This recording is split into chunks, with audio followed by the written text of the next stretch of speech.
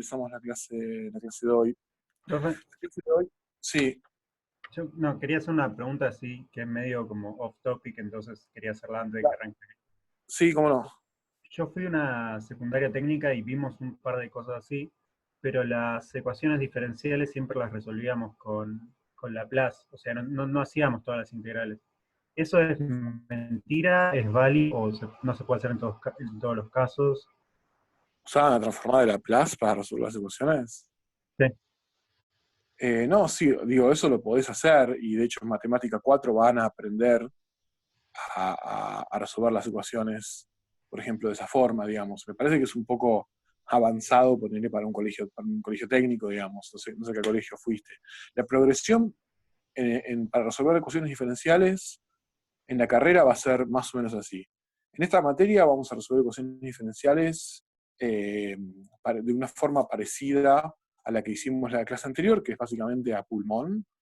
Y hoy en la clase de hoy va a quedar clara otra forma que tenemos de resolver ecuaciones, que es, bueno, que se nos ocurra cuál es una posible solución, probarla y ver qué tiene que cumplir para que efectivamente lo sea. Y eso va a ser más o menos cómo vamos a resolver ecuaciones diferenciales en la clase de hoy. En matemática, en la siguiente materia, digamos, de matemática, es decir, en matemática 2, ustedes lo que van a ver es cómo resolver en general cualquier sistema de ecuaciones diferenciales que sean lineales, no importa cuántas incógnitas tengan. O sea, siempre que las derivadas no aparezcan, no sé, por ejemplo, el base al cuadrado o dentro de una raíz, siempre que aparezcan, digamos, de una forma lineal, ese tipo de sistemas los van a poder aprender a resolver integralmente en la próxima materia de matemática, y lo van a usar extensivamente en la carrera. O sea, son cosas que van a ver, que digamos que justamente porque muchos sistemas se pueden reducir a, a osciladores armónicos, lo van a usar a morir en la carrera, a resolver ecuaciones diferenciales lineales. Y después, por supuesto, no todas las ecuaciones diferenciales que existen en la física son lineales, es decir, a veces tenemos cosas en las cuales, por ejemplo, tenemos, no sé, la derivada de la posición elevada al cuadrado. Y en ese caso, y tengo acá, no se olvidaron quizás, pero guardé mi lista de materias. Entonces lo que yo les digo es, bueno, ¿qué pasa si las cosas, no? La limitación ahora es que todas las ecuaciones son lineares. Eso es lo que va a pasar todo el tiempo en esta materia, digamos. Todas las ecuaciones diferenciales son lineales. Entonces, ¿en qué momento de la carrera vamos aprender a trabajar con herramientas para resolver ecuaciones diferenciales no lineales? Bueno, hay una materia optativa que la dicta un profesor que se llama Gabriel Mindlin, que es un capo, que se llama Dinámica no lineal. Y es una materia que pueden hacer más o menos promediando la carrera, y ahí van a entender lo que les falta, entre comillas, digamos, de trabajar con ecuaciones diferenciales que no son lineales. De nuevo, en la próxima materia de matemática van a ver ecuaciones diferenciales lineales en general, y van a saber resolverlas. Bueno, bien. Entonces, lo que yo quiero empezar a hacer es hacer un mini repaso de lo que vimos en la clase anterior, porque es importante. Lo que vimos en la clase anterior es oscilador armónico. Hicimos un montón de integrales, trabajamos para encontrar la solución y llegamos a la conclusión de que podíamos plantear una ecuación diferencial, que era la que había que resolver, que era algo así como x dos puntos más w cuadrado x es igual a 0, y ese w en realidad era k sobre m. ¿Está bien? Y eso es, k era la constante de resorte y m era la masa que estaba unida al resorte. Entonces, cuando nosotros integramos esas ecuaciones, llegamos a una solución que era así, era una constante por una función trigonométrica, por ejemplo, por el coseno de omega t más phi. Entonces, acá ahí está el tiempo, está omega, que es esencialmente la frecuencia de oscilación de la masa en el resorte, y hay dos cosas que son constantes, son A y son phi. Y es perfectamente esperable que si nosotros integramos dos veces para resolver esta ecuación diferencial, aparezcan dos constantes. Eso es un coseno. puede ser un seno también. Digamos, si vos cambiás lo que sería phi, le sumas pi sobre 2, va a ser un seno. Eso no importa, ahora va a quedar claro qué es lo que quiero decir. Pero lo importante es que ustedes acá tienen dos incógnitas. Entonces, lo que termina pasando es que entonces tanto A como phi, que yo las calculé, dependían de, en realidad, las condiciones iniciales del movimiento. O sea, yo no puedo decir cómo se va a mover la masa si yo no sé dónde empieza su movimiento y con qué velocidad. Entonces dependían de x0 y dependían de b0. ¿Está bien? Entonces, si ustedes sucediese que no se acuerdan cómo es la forma en la cual esto y esto dependen de x0 y de b0, en realidad no es problema, en el sentido de que ustedes pueden redescubrirlo, ¿ok? Porque no es que murió la virome, me aconsejaron que un fibrón se ve mejor, así que estoy probando con un fibrón. Entonces, digo, ustedes no tienen por qué acordarse necesariamente de cuánto vale A y phi en función de x0 y b0, porque ustedes lo pueden, digamos, redescubrir. Ustedes pueden decir, bueno, ¿cuánto vale x de 0? Bueno, x de 0 vale A por el coseno de phi. Y cuando derivan esto y se fijan cuánto vale en 0, les va a quedar que esto es menos A por omega por el seno de phi. Entonces, esto que está acá es la condición inicial x0 y esta es la condición inicial b0. ¿Ok? Ustedes pueden despejar acá quién es A y quién es phi. ¿Ok? O sea, si ustedes decidiesen despejar, si quisiésemos despejar acá, algo que vamos a utilizar seguro es que el coseno cuadrado de algo más el seno cuadrado de ese algo siempre es 1. Entonces, por ejemplo, supónganse que yo paso este W dividiendo acá y digo que B0 sobre omega es igual a menos A por el seno de phi. Entonces, cuando yo tengo esto así, lo que puedo hacer es elevar todo esto al cuadrado y sumarlo término a término con, digamos, esta ecuación. O sea, lo que yo puedo hacer es, yo sé que, o sea, yo puedo evaluar esta ecuación de este lado al cuadrado más esta ecuación de este lado al cuadrado, entonces me va a quedar al cuadrado por el coseno cuadrado de phi, entonces, y de este lado me va a quedar más a cuadrado por el seno cuadrado de phi, y eso va a ser x0 al cuadrado más b0 al cuadrado sobre omega cuadrado. Y ahora sacando factor común al cuadrado, esto es lo mismo que decir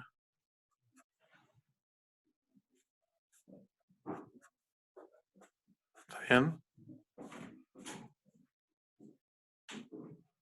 Y esto que está acá es 1. Entonces llego a la conclusión de que A en realidad es la raíz cuadrada de x0 al cuadrado más b0 al cuadrado sobre omega cuadrado. Y eso es lo que ya sabíamos, eso es lo que yo encontré integrando. Si ustedes toman ahora el cociente, término a término de estas ecuaciones, lo que va a pasar es que les va a quedar la tangente de phi y van a poder despejar phi como arco tangente. Eso es algo que está hecho en todos los libros y mi punto con esto esencialmente es que ustedes no tienen que acordarse de cuál es la dependencia de A y de phi con x0 y con b0, simplemente tienen que acordarse que la forma general de la solución es esta, es A por el coseno de omega t más phi, y que después ustedes pueden plantear que es despejar A y phi si no se lo acuerdan, planteando, bueno, cuánto valen esas cosas y su derivada en 0. ¿Está bien? Hay otra forma que van a ver en los libros de expresar esta solución, que tiene que ver con una identidad trigonométrica, o sea, la identidad trigonométrica que aplican, digamos, es que si x de t es igual a por el coseno de omega t más phi, entonces hay una identidad trigonométrica que les permite desarrollar esto, desarrollar la suma de lo que está dentro del coseno. ¿Está bien?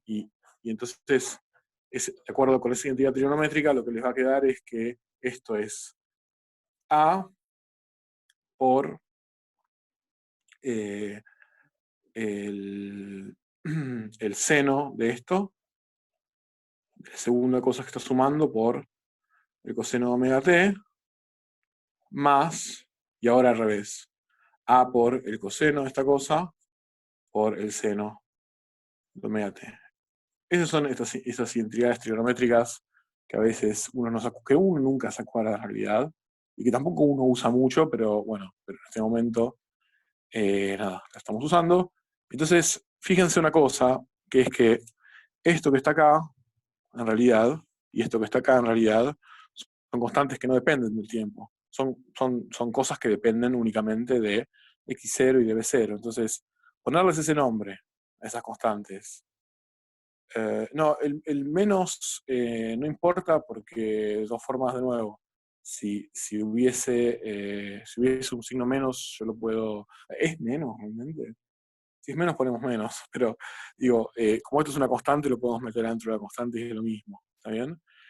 En definitiva, esto es un C y esto es un D, y son dos constantes. ¿Ok? Entonces, lo que yo estoy diciendo es Sí. que x de t, otra forma de expresarlo es como una constante por el coseno de omega t más otra constante por el seno de omega t. ¿Está bien? Esas dos constantes van a depender de x0 y de b0, y digamos, esta solución, si bien se ve distinta a la que yo había escrito antes, que era algo por el coseno de omega t más phi, en realidad es otra forma de escribir la misma solución, y el procedimiento para encontrar las condiciones iniciales es el mismo, es plantear entonces que x de 0, que es lo que típicamente llamamos x0, va a valer, bueno, con el 0 todo el seno se me va a anular, así que x0 va a ser directamente c, no tengo más nada que decir.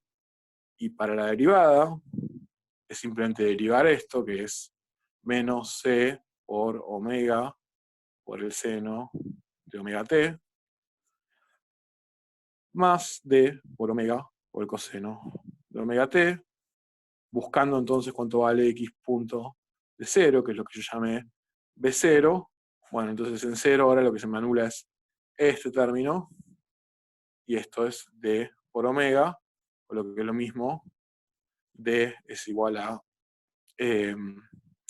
b0 sobre omega.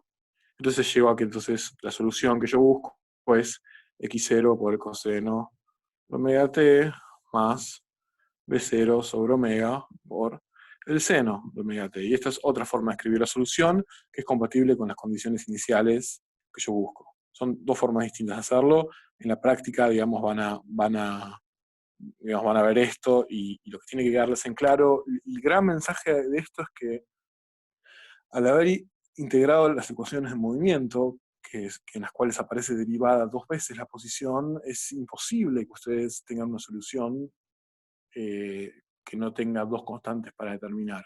Y esas constantes para determinar se determinan así, o sea, es lo único que puede decir cuánto valen esas constantes. Es cuánto vale a tiempo cero la posición y la velocidad. ¿Está bien? Eh, Eso es básicamente la enseñanza de este pequeño repaso. ¿Alguna pregunta que me quieran hacer sobre esto, sobre la solución del oscilador armónico? Si no, quiero hacer una aclaración también muy menor sobre un tema que llegué a dar al final, que es que a veces se lo llama pequeñas oscilaciones, que esencialmente tiene que ver con cómo yo puedo aproximar las ecuaciones de movimiento, por ejemplo, de un péndulo, por un oscilador armónico si el ángulo es pequeño. Esto que voy a decir es súper sencillo, digamos. Lo vimos la vez anterior, la vez pasada. Lo que yo terminé haciendo la clase pasada fue escribiendo esencialmente lo mismo de siempre, en polares, cómo son las ecuaciones de movimiento de un péndulo, teniendo en cuenta, ¿no?, que yo tengo el peso y tengo la tensión, y que yo puedo descomponer en coordenadas polares estas cosas, y que en la coordenada θ, que es la que yo tengo que integrar para ver cómo se mueve el ángulo, como cambia el ángulo en función del tiempo, yo llegaba a algo así como m, la masa, por la aceleración en polares, donde L es una constante que es la longitud del péndulo, por la derivada segunda del ángulo, y el otro término de la aceleración en polares era este, que va a desaparecer porque no, R punto es cero, el hilo es inextensible, y esto quedaba igualado a la proyección del peso en R versor, que es menos mg por el seno de tita.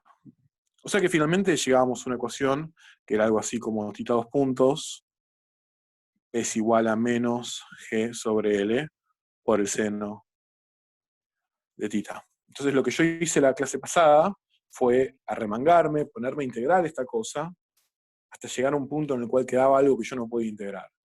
Y cuando yo no podía integrar eso, lo que hacía era lo aproximaba el coseno. ¿Está bien? Es lo mismo en realidad, y quizás es un poco más fácil para ustedes, más intuitivo, darse cuenta de que yo no necesito hacer toda esa integral. Yo puedo introducir la aproximación ahora, ya. ¿Por qué? Porque si piensen que la función seno de x, en su desarrollo en serie de Taylor, es decir, el polinomio que mejor aproxima, es algo así como x, y el siguiente término ya va como x al cubo. ¿Está bien? Entonces, más algo que ya depende de x al cubo. O sea que la aproximación del seno, el término, digamos, el menor término que yo me puedo quedar de la serie de Taylor para aproximar al seno cuando x es un número pequeño, es decir, cuando x está cerca del lugar donde yo hice el desarrollo, es x. O sea que la moraleja de esto es que los senos, para un argumento pequeño, son líneas rectas, y que los cosenos son parábolas, lo cual eso es lo que podemos entender simplemente viendo el dibujo de cómo son las dos funciones. O sea, una función seno, ¿cómo es? Es una función que vale 0 acá, ¿está bien? Y después hace una cosa así. Entonces, cerca de este punto, cerca del origen, si ustedes hacen suma acá, es más o menos una línea recta, no solamente una línea recta, sino que es parecido a la identidad. Mientras que el coseno es una cosa que tiene esta pinta. ¿Está bien? Entonces, cerca de este punto, si ustedes hacen zoom, lo que van a terminar descubriendo es que esto en realidad se parece a una parábola. ¿Okay? Esas son las aproximaciones que uno hace cerca del origen. Entonces, el seno, si el ángulo es pequeño, es igual al ángulo, o sea que yo, lo que sería la aproximación de pequeñas oscilaciones, es simplemente decir que tita 2 puntos es igual a menos g sobre L, y en vez del seno ponemos directamente el ángulo. Eso no es exacto, no va a ser exactamente lo mismo, pero siempre que tita tenga un valor relativamente pequeño, va a ser una aproximación razonable. Y más pequeño será el valor de tita, mejor va a ser esa aproximación. Entonces, esta ecuación que está acá, si la reordenamos un poco, es decir, si escribimos tita 2 puntos más g sobre L por tita es igual a 0, esta ecuación es idéntica a la del oscilador armónico, siempre que yo decida que esta cosa de acá es omega cuadrado. Si yo esta cosa la llamo omega cuadrado, entonces esta ecuación es idéntica al oscilador armónico, solo que en vez de x tengo tita. ¿Está bien? Y en vez de tener ahora un omega cuadrado que es k sobre m, tengo un omega cuadrado que es g sobre l. Y eso me permite calcular cuál sería el periodo del péndulo con oscilaciones pequeñas. Esto que está acá es extremadamente, la palabra que se usa es ubicuo en física, o sea, es algo que ustedes van a ver una y otra vez en física a lo largo de sus carreras. O sea, a ustedes lo que les va a pasar, por ejemplo, dentro de algunos años, cuando lleguen a las últimas materias de la carrera de física, es que van a tener que enfrentarse al problema de, bueno, de por ejemplo, cómo interactúan moléculas entre sí, o cómo interactúan átomos entre sí. Si uno tiene, por ejemplo, átomos en un cristal o en un metal, de forma tal que uno tiene, digamos, tiene una separación, sabe más o menos cuál es la separación en equilibrio de los átomos. Si uno quiere entender, por ejemplo, qué pasa entonces si yo le pego un martillazo a ese material, cómo se propagan las ondas, por ejemplo, en ese material, o en general las propiedades de los sólidos, entonces lo que uno tiene que entender es, bueno, cómo son las fuerzas entre las moléculas. Y como se pueden imaginar, las fuerzas entre las moléculas no son, no sé, algo sencillo. Primero, conceptualmente, van a tener que entender mecánica cuántica, electricidad, magnetismo, digo, hay todo un cúmulo de conocimiento que hay que adquirir antes de llegar a poder escribir cómo es la fuerza entre dos moléculas, por eso es que Newton justamente no lo podía hacer. Pero al final del día termina pasando algo parecido. Imagínense que ahora tenemos dos moléculas, la molécula 1, la molécula 2, ¿está bien? Y yo tengo la línea que las une, y yo ahora quiero saber qué fuerza sufre esta molécula que está acá por esta otra molécula que está acá. Y yo lo quiero además saber, por ejemplo, en función de R, de la separación de las moléculas. Entonces, vamos a hacer un gráfico de cómo se ve esto. A menos de cómo, sin saber mecánica cuántica, sin haber leído libros más avanzados, podemos tener una idea de cómo va a ser esa fuerza que se van a hacer, digamos, que va a actuar entre las moléculas. Porque, fíjense una cosa, las moléculas no pueden estar extremadamente juntas.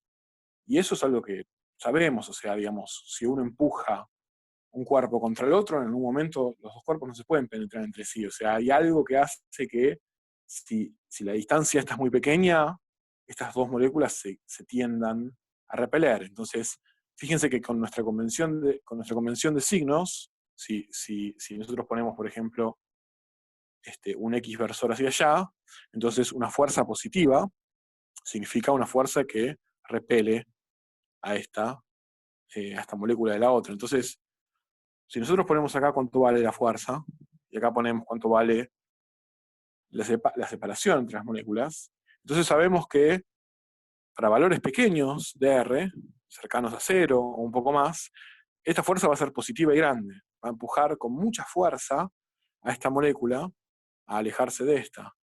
¿Está bien? Entonces, va a ser en realidad una cosa así. O sea, va a ser una fuerza que en realidad, sí es cierto, empuja con mucha fuerza a medida que yo me acerco. De hecho, en algún momento habrá algún valor acá en el cual esto incluso puede diverger, porque básicamente significa que la fuerza es infinita. Bueno, porque las dos moléculas no pueden estar en el mismo lugar, ¿está bien? Y esa fuerza, a medida que yo me voy alejando, se hace cada vez más pequeña, y en algún momento lo que pasa es que cruza el cero, y en este momento, en el momento en que cruzó el cero, significa que ahora la fuerza está apuntando en otro sentido, está apuntando para allá, está atrayendo las moléculas. Y eso es algo que también es intuitivo, o sea, las moléculas, si bien es cierto que si las empujamos una contra la otra con mucha fuerza, se van a querer alejar, también es cierto que hay algo que las mantiene unidas, es decir, que dada una cierta distancia, la fuerza va a ser atractiva entre ellas, porque si no, no habría materia, o sea, todas las moléculas saldrían volando para todas partes, y digamos, la materia no existiría como tal. Entonces, en algún momento esta fuerza, a medida que yo me voy alejando, se hace atractiva. Se hace atractiva y tiene un valor máximo, es decir, hay un punto en el cual esta fuerza, la atracción entre las moléculas es lo más, lo más grande que puede valer, digamos. Tiene un valor máximo y después vuelve a decrecer y sigue siendo negativa, pero se hace cada vez más pequeña. ¿Cómo se lee esto? Bueno, de este lado se lee como que, lo que dije antes, ¿no? Si están muy cerca, se repelen. En algún momento, cuando yo cruzo este punto, se empiezan a acercar. ¿Está bien? Pero cuando yo los empiezo a alejar más y más, la fuerza de atracción se hace menor. O sea, si no, pasaría que una molécula en mi casa y otra molécula en el obelisco se atraerían con la misma fuerza con la que se atraerían si estuviesen cerca. O sea, que esta atracción en algún momento se tiene que hacer cada vez más pequeña con la distancia entre ellas. Entonces, lo que tenemos esencialmente es repulsión, si está muy cerca, atracción en determinado punto, pero a medida que se alejan más, la atracción empieza a desaparecer. ¿Cuál es la moraleja de esto? Estoy diciendo muchas veces la palabra moraleja, pero la moraleja de esto es que en este punto que está acá, no hay fuerzas. En ese punto, esencialmente, las moléculas no sienten la fuerza, porque la fuerza, digamos, no aparece porque están en un punto de equilibrio.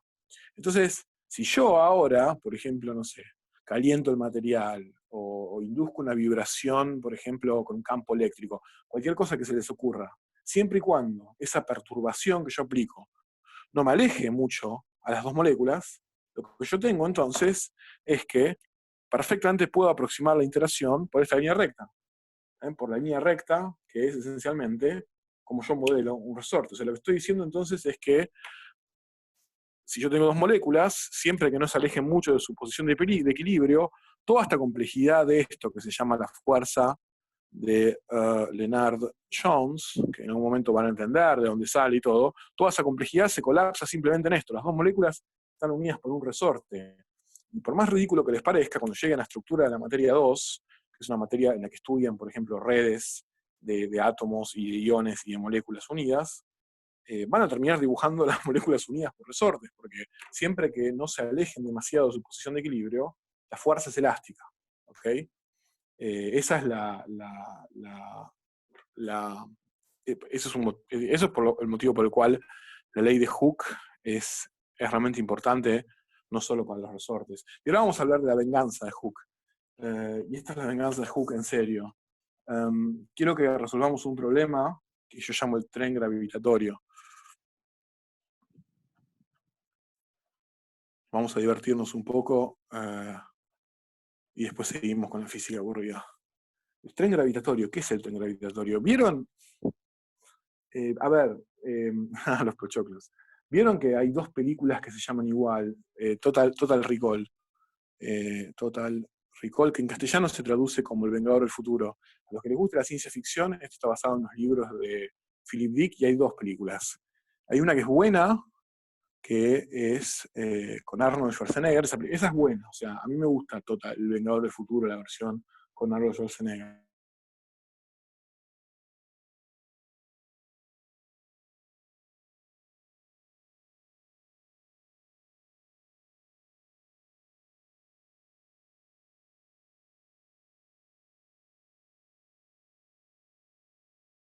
Se cortó, ¿eh? No se escucha. Bueno, desde acá damos la clase nosotros. Hola, ¿me escuchan? Ahora sí, Sí, se nos escucha, quedamos ahora sí. en Philip K. Dick. Ok, perfecto. No, les estaba contando que hay dos versiones de esta película, Total Recall, que se llama El Vengador del Futuro, y en una actúa Arnold Schwarzenegger, que es la buena, y en una actúa Colin Farrell, que es la mala. Pero hay algo que me encanta en la película, no sé si vieron la versión del Vengador del Futuro de Colin Farrell, pero cuando la película empieza cerca del comienzo de la película, es una de las pocas veces que viene en cine una representación de lo que se llama un tren de gravedad. Y ahora les voy a explicar lo que es un tren de gravedad. Primero les quiero convencer de algo que vamos a tener que hacer un poquito de geometría, pero de algo, digamos, que es extrañísimo, pero que es verdad. Imagínense que la Tierra, el planeta Tierra, en realidad no fuese macizo. Imagínense que el planeta Tierra en realidad es hueco. Es una esfera hueca. O sea, tiene cáscara, pero adentro no hay nada. Entonces vamos a dibujar esa cáscara. Esta es la cáscara del planeta Tierra. ¿Está bien? Y ahora vamos a tratar de entender qué pasa, qué tipo de fuerzas siente un objeto, una masa que está en algún lugar adentro de esa cáscara. Por ejemplo, supongamos que tenemos una masa acá. ¿Ok? Entonces, esto es una esfera hueca, es una esfera completamente hueca, y además es una esfera que le vamos a decir que tiene, por ejemplo, una densidad delta. ¿Ok? Densidad es decir, masa por unidad de volumen. Entonces, yo tengo un cuerpo de masa M. Entonces, si yo quiero calcular cuánto vale, sí, a ver, en el centro de esta esfera es obvio lo que va a pasar. O sea, yo en el centro de esta esfera tengo un montón de fuerzas. Pero alguien... en el centro de esa esfera yo tengo un montón de fuerzas actuando, pero todas se compensan entre sí, está bien, porque cada vez que aparece una fuerza, no sé, debido a este pedacito acá, va a aparecer una fuerza, para una partícula que está en el medio, ¿no? Va a aparecer una fuerza en algún otro lugar exactamente opuesto, reflejado en la esfera, y todas se van a cancelar. Y no esperamos que haya fuerzas en sobre la masa cuando está al centro de la esfera. Pero esta masa que yo estoy escribiendo acá no está en el centro de la esfera, está en un punto cualquiera de la esfera. Entonces, lo que yo voy a hacer es trazar, sí, voy a trazar una línea que pase entre la masa y el centro de la esfera, por ejemplo esta, ¿ok? Y voy a trazar, por ejemplo, no sé, otra línea que se desvíe un pequeño ángulo. O sea, esto es un ángulo que yo voy a llamar phi. ¿Está bien?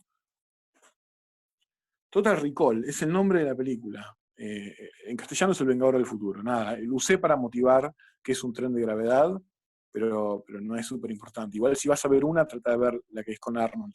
Bueno, entonces lo que yo estoy diciendo acá es, tengo esto, entonces yo trazo una línea que pasa por el medio y trazo estos dos pedacitos. Entonces, vamos a tratar de calcular cuánto vale la fuerza que le hacen a esta masa, este pedacito de esfera, y este otro pedacito de esfera. En realidad, yo estoy dibujando esto como un círculo. Ustedes tienen que imaginarse que en realidad este pedacito de esfera, si yo lo miro de costado, es como un circulito de esfera. Y esto de acá es como otro circulito de esfera.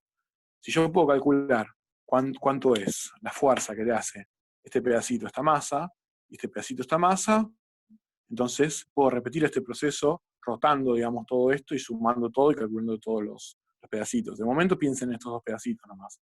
Entonces, esto no es particularmente difícil de hacer. Lo que quiero, y esto es interesante porque acá sí, esto capaz los motiva un poco más. Este es el tipo de demostraciones que hacía Newton en los principios de matemática. Si bien Newton inventó el cálculo, y si bien este tipo de cosas se pueden hacer con el cálculo integral, todas las demostraciones que están en el principio de matemáticas son geométricas, todas. Y esta es una de ellas. O sea, estamos viendo una demostración tal como lo hubiese escrito Newton sobre algo. Y es más, lo que estamos demostrando les va a sorprender. Entonces, bueno, si nosotros queremos calcular cuánto vale la atracción que le hace este pedacito a esta masa, lo que necesitamos hacer básicamente es calcular cuánto vale la masa de este pedacito, cuánto vale la distancia de este pedacito a esta masa. Entonces, si tenemos la distancia y tenemos las dos masas, tenemos por la ley de gravedad cuánto vale esa fuerza. ¿Está bien? Entonces, lo que yo les digo es lo siguiente. Yo puedo calcular cuánto vale, si ustedes si ustedes se fijan en este pedacito de acá, ¿no? Yo puedo calcular cuánto vale este arco. ¿Está bien? Este arco lo puedo calcular. Porque si el ángulo phi es pequeño, ni siquiera si el ángulo phi es pequeño, digamos, el arco lo puedo calcular perfectamente, llamémoslo alfa. El arco alfa, este arco, simplemente, como ustedes saben, es la distancia, esta distancia de acá, que la vamos a llamar, llamémoslo D. Ese arco es la distancia por el ángulo phi en radianes. ¿Está bien? Eso, digamos, es algo que ustedes saben de toda la vida. Si yo quiero calcular un arco de circunferencia, entonces lo que hago es multiplico el radio por el ángulo. ¿Ok? Ahora, esto que está acá es este arco de acá. Entonces, este arco está curvo. Está bien en realidad. Pero si el ángulo phi es muy pequeño, podemos pensar que en realidad no está curvo, casi como que es recto. Y si es recto, en realidad, si ustedes piensan que este manchón acá que yo estoy dibujando se ve de costado como este círculo, es decir, el pedazo de esfera hueca que yo estoy usando para calcular la masa, se ve así de costado, en realidad este arco es básicamente el diámetro S. ¿Ok? Entonces yo ya tengo el radio de este pedazo de esfera que corresponde acá. El radio es alfa sobre 2. Yo puedo hacer exactamente lo mismo, entonces, con este otro arco de acá, o sea, digamos, esta distancia que está acá, bueno, esta distancia va a valer, no sé, llamémoslo de prima, no importa exactamente cuándo es el valor.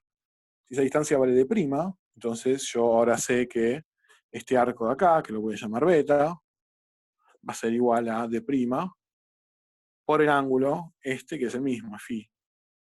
¿Está bien? Y de nuevo, asumiendo que el ángulo es chico, esto que en realidad es un arco, va a ser parecido a una línea recta, que visto de costado va a ser esto. O sea que el radio de esto de acá, si esto es beta, el radio va a ser beta sobre 2. Entonces, yo tengo ahora cuánto valen el área de este manchón y cuánto valen el área de este manchón, que son los dos manchones que ejercen la atracción gravitatoria, y son los dos como los dos pedazos de esfera. Entonces, ¿cuánto vale ahora la masa de, por ejemplo, este manchón de acá?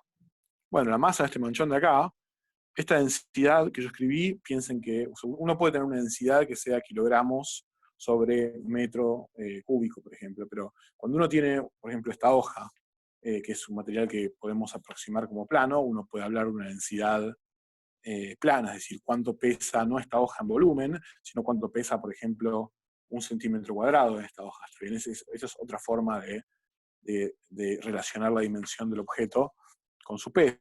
Entonces, si esta densidad que yo estoy utilizando, digamos, es la densidad de la cáscara, entonces una forma de calcular el peso total de un pedazo de esa cáscara es calcular el área de ese pedazo por la densidad. Entonces, esto que está acá, que vamos a llamar M1, y esto que está acá, que vamos a llamar M2, son cosas que podemos calcular, porque tenemos cuánto vale en alfa y tenemos cuánto vale la densidad. Por ejemplo, M1 es igual a el área de esta circunferencia, que es pi por el radio, que es alfa sobre 2 al cuadrado, y la masa 2 va a ser igual a pi por beta sobre 2 al cuadrado. Pero yo sé quiénes son alfa y beta, los calculé sencillamente relacionando el radio, digamos, relacionando la distancia del punto al borde de la circunferencia con el ángulo que subtienden, que es alfa. Entonces, en realidad, M1, yo puedo decir que es pi, voy a poner el 4 acá abajo, y alfa, bueno, alfa es d por phi, o sea que es d cuadrado, phi cuadrado. Y M2 va a ser lo mismo, pero beta, bueno, es con un d', va a ser d' al cuadrado, phi cuadrado. Entonces yo ya tengo las masas, tengo las distancias, puedo calcular cuánto vale la fuerza sobre mi masa m, ¿está bien? La fuerza total, entonces, va a ser la resta, digamos, de las dos fuerzas, porque claramente las dos son atractivas, pero atraen en sentidos distintos. Entonces, vamos a suponer, por ejemplo, que tomamos la dirección, digamos, de atracción positiva hacia allá, entonces eso va a ser G por la masa de esto, M1, por la masa chiquita, que es la que siente la fuerza, sobre la distancia al cuadrado. La distancia es básicamente d al cuadrado. Más, lo mismo para el otro pedacito digamos, de la esfera hueca, va a ser, perdón, le voy a poner un menos, porque ya sé que las fuerzas, digamos, van a apuntar en el sentido opuesto, va a ser G por M2, por la masita, sobre D' al cuadrado. Y ahora lo único que tengo que hacer es reemplazar quién es M1 y quién es M2. M1 es esto que está acá y M2 es esto que está acá, entonces me queda G por M1, que es pi sobre 4, D cuadrado, phi cuadrado, sobre D cuadrado por la masa, menos G, la constante de gravitación, por pi cuadrado, D' cuadrado, phi cuadrado por la masa, sobre D' cuadrado. Y lo que ustedes tienen que notar es que por cómo es la ley de gravitación entre los cuerpos, que depende inversamente del cuadrado de la distancia, y por cómo crece, como crecen estos circulitos, justamente con la distancia, que las dos, digamos, las dos son cuadráticas, lo que pasa es que estas cosas se cancelan perfectamente. Esto se cancela con esto se cancela con esto. Y el resto de lo que me quedó, esto es igual a esto. O sea, que la respuesta es 0. Es decir, que si bien este pedacito de esfera hueca es más chico que eso es porque esta masa está más cerca de esto. Entonces, este es más chico, pero al estar más cerca le hace una fuerza más grande. Y este está más lejos, o sea, le hace una fuerza más chica, pero es más grande, tiene más masa. Y esa relación entre tamaño del pedacito de la esfera y distancia, pues justamente porque la ley de gravitación va como el cuadrado de la distancia, y otra forma no ocurriría, se compensan perfectamente. Pero lo que ustedes se tienen que dar cuenta ahora es que, así como yo hice esto para este pedacito phi de alfa y mostré que este pedacito y el opuesto de acá se cancelan perfectamente, yo puedo entonces ahora rotar y hacerlo para todos los pedacitos posibles. ¿Está bien? Entonces, cuando yo sumo todo eso, la fuerza total que va a sentir la masa es 0. Eso quiere decir que si yo estoy en una esfera hueca, es cierto que si la masa está en el centro no siente fuerzas, pero si está en cualquier otro punto adentro de la esfera hueca tampoco siente fuerzas. ¿Se entiende eso? O sea, no sé si se entiende cómo yo hice el desarrollo, pero como mínimo les tiene que sorprender. Significa que si alguien pudiese construir una esfera enorme del tamaño del planeta Tierra, adentro ustedes flotarían sin sentir ninguna fuerza hecha por esa esfera, pero no solamente cuando estuviesen en el centro, flotarían siempre. Dentro de una esfera hueca, la ley de atracción la atracción gravitatoria se anula perfectamente y no hay fuerza gravitatoria. Bueno, ¿y con qué tiene que Una, ver? Sí. una pregunta, capaz es medio tirar los pelos, pero si vos ponés otra esfera más grande afuera, seguirías anulando las fuerzas, ¿o no? Sí, perfectamente. O sea, vos Entonces, sí. también podrías llenarlo de un montón de cosas homogéneamente y las fuerzas seguirían canceladas. Siempre que vos estés adentro, sí. Si vos estás afuera, no. Ese es el punto. O sea, Claro, claro. sí. O sea, si vos decís, bueno, pongo una esfera más grande adentro, este razonamiento que yo hice vale perfectamente para la otra esfera. En realidad, digamos, como las fuerzas se suman, vos ni siquiera tenés que considerar que está la otra esfera, digamos, las fuerzas, digamos, de las dos esferas se van a sumar entre sí, las dos son 0, así que 0 más 0 es 0. ¿Ok? Y ahora voy a utilizar esto para hablar del tren gravitatorio. El tren gravitatorio es una cosa así. Imagínense que ustedes quieren viajar a las antípodas del planeta Tierra. Y eso, de hecho, desde Argentina se puede. No hay muchos lugares del mundo en el cual sea una buena idea viajar a las antípodas, que sería, las antípodas son si este es el planeta Tierra, ¿no? Ustedes están parados acá. Las antípodas es como hacer un túnel que pasa exactamente por el medio y llegar a la otra punta. No hay muchos lugares del planeta Tierra en los cuales esto es una buena idea, porque el planeta Tierra es principalmente agua, entonces para la gran mayoría de la masa terrestre, en la antípoda hay océano. Justo acá en Buenos Aires no, caemos en algún lugar de China, lo cual en este momento en particular encima es bueno porque allá ya no tienen coronavirus, o sea que tenemos una doble motivación para escapar a las antípodas. Entonces, hay varias formas de ir a la antípoda, digamos. Una es tomarse un avión, hacer una conexión, hacer 2 conexiones, pagar $4.000 y bajarse en la antípoda. Pero uno, en realidad, si es un físico comprometido, debería pensar si no hay una forma un poco más fácil. Sí, tiene todo el sentido del mundo, Bautista. Estamos exactamente opuestos en algún lugar de China, no me acuerdo. Entonces, la forma más rápida de llegar a las antípodas es precisamente el tren gravitatorio. Y el tren gravitatorio esencialmente funciona así. Tenemos una esfera, entonces lo que vamos a hacer es, vamos a cavar un agujero, que está desde donde nosotros estamos, hasta llegar a la otra punta. Sí. Ahora, Bruno, te voy a contar los infinitos motivos por los cuales el tren gravitatorio no puede existir, pero bueno, de momento vamos a ignorarlos y vamos a tratar de pensar un poco ingenuamente y ver hasta dónde nos lleva. Entonces, vamos a hacer esto. Nosotros estamos parados, vamos a cavar un agujero hasta una determinada profundidad. Entonces, la pregunta que nosotros queremos hacer es, bueno, ¿qué pasa entonces si yo ahora suelto una masa desde este punto, que perfectamente esa masa podemos ser nosotros, por ejemplo, y la dejo caer a través de ese túnel? Digamos, ¿qué es lo que ocurre? Cuando yo era chico me hacía esa pregunta y yo todavía no sabía física, y me resultaba muy rara la respuesta, ¿no? Porque es como que uno cae mirando, digamos, con la cabeza hacia arriba, pero en algún momento de esa caída, de repente, arriba y abajo se intercambian, entonces uno de alguna forma tiene la intuición de que va a emerger del otro lado del agujero, pero que ahora las patas van a apuntar para arriba. ¿Está bien? Entonces, no, salimos en el mar chino, bueno, pero hay un lugar de Argentina en el cual se puede hacer esto.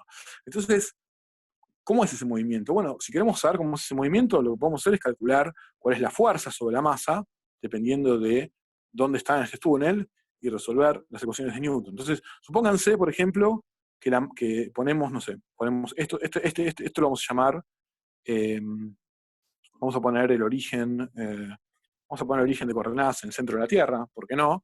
Y esto va a ser un X versor positivo hacia arriba. Entonces, supónganse que la masa está en algún lugar de la trayectoria por acá. ¿Está bien? Entonces, la masa, esto lo vamos a llamar X, esa posición. La masa tiene básicamente la mitad, o sea, no la mitad, un pedazo, digamos, de la cáscara del planeta Tierra de un lado, y tiene otra, que es la que está, digamos, adentro, concéntrica, ¿no? O sea, imagínense que esto es, la masa está acá, entonces todo digamos, la cáscara que está de acá para allá del planeta Tierra quedó afuera, y la que queda, digamos, por recorrer es este pequeño como planetita rojo que está dentro. Entonces, esto sería un problema recontra complicado si no nos hubiésemos dado cuenta, si no hubiésemos hecho el razonamiento que yo hice recién, porque ¿cuánto vale la fuerza sobre X? Bueno, la fuerza sobre X en principio es complicada de calcular. Tenemos contribuciones, digamos, tenemos todos los pedazos del planeta que están por acá, por acá, por allá, ejercen fuerza sobre X. Pero en realidad la única fuerza que importa sobre X es la que corresponde a la porción del planeta Tierra que yo pinté en color rojo. ¿Por qué?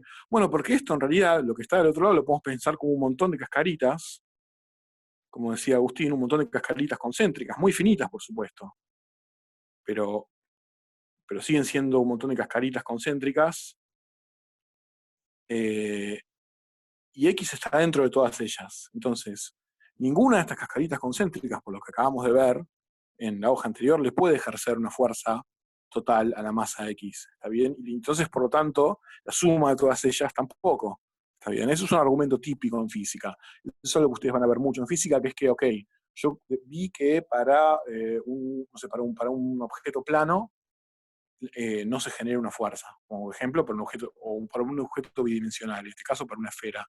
La esfera no tiene, o sea, la cáscara de la esfera no tiene volumen, y vimos que para este objeto, para esa cáscara de esfera sin volumen, no se genera una fuerza para una masa que está dentro. Pero en realidad, un objeto tridimensional es la superposición de muchos objetos bidimensionales. Entonces, si para uno de ellos no hay fuerza, entonces para toda la suma de todos ellos tampoco, porque cero muchas veces es cero. Entonces, en definitiva, lo que yo quiero decir es que lo único que nosotros tenemos que preocupar es por calcular efectivamente cuánto vale la fuerza de esto que yo pinté acá.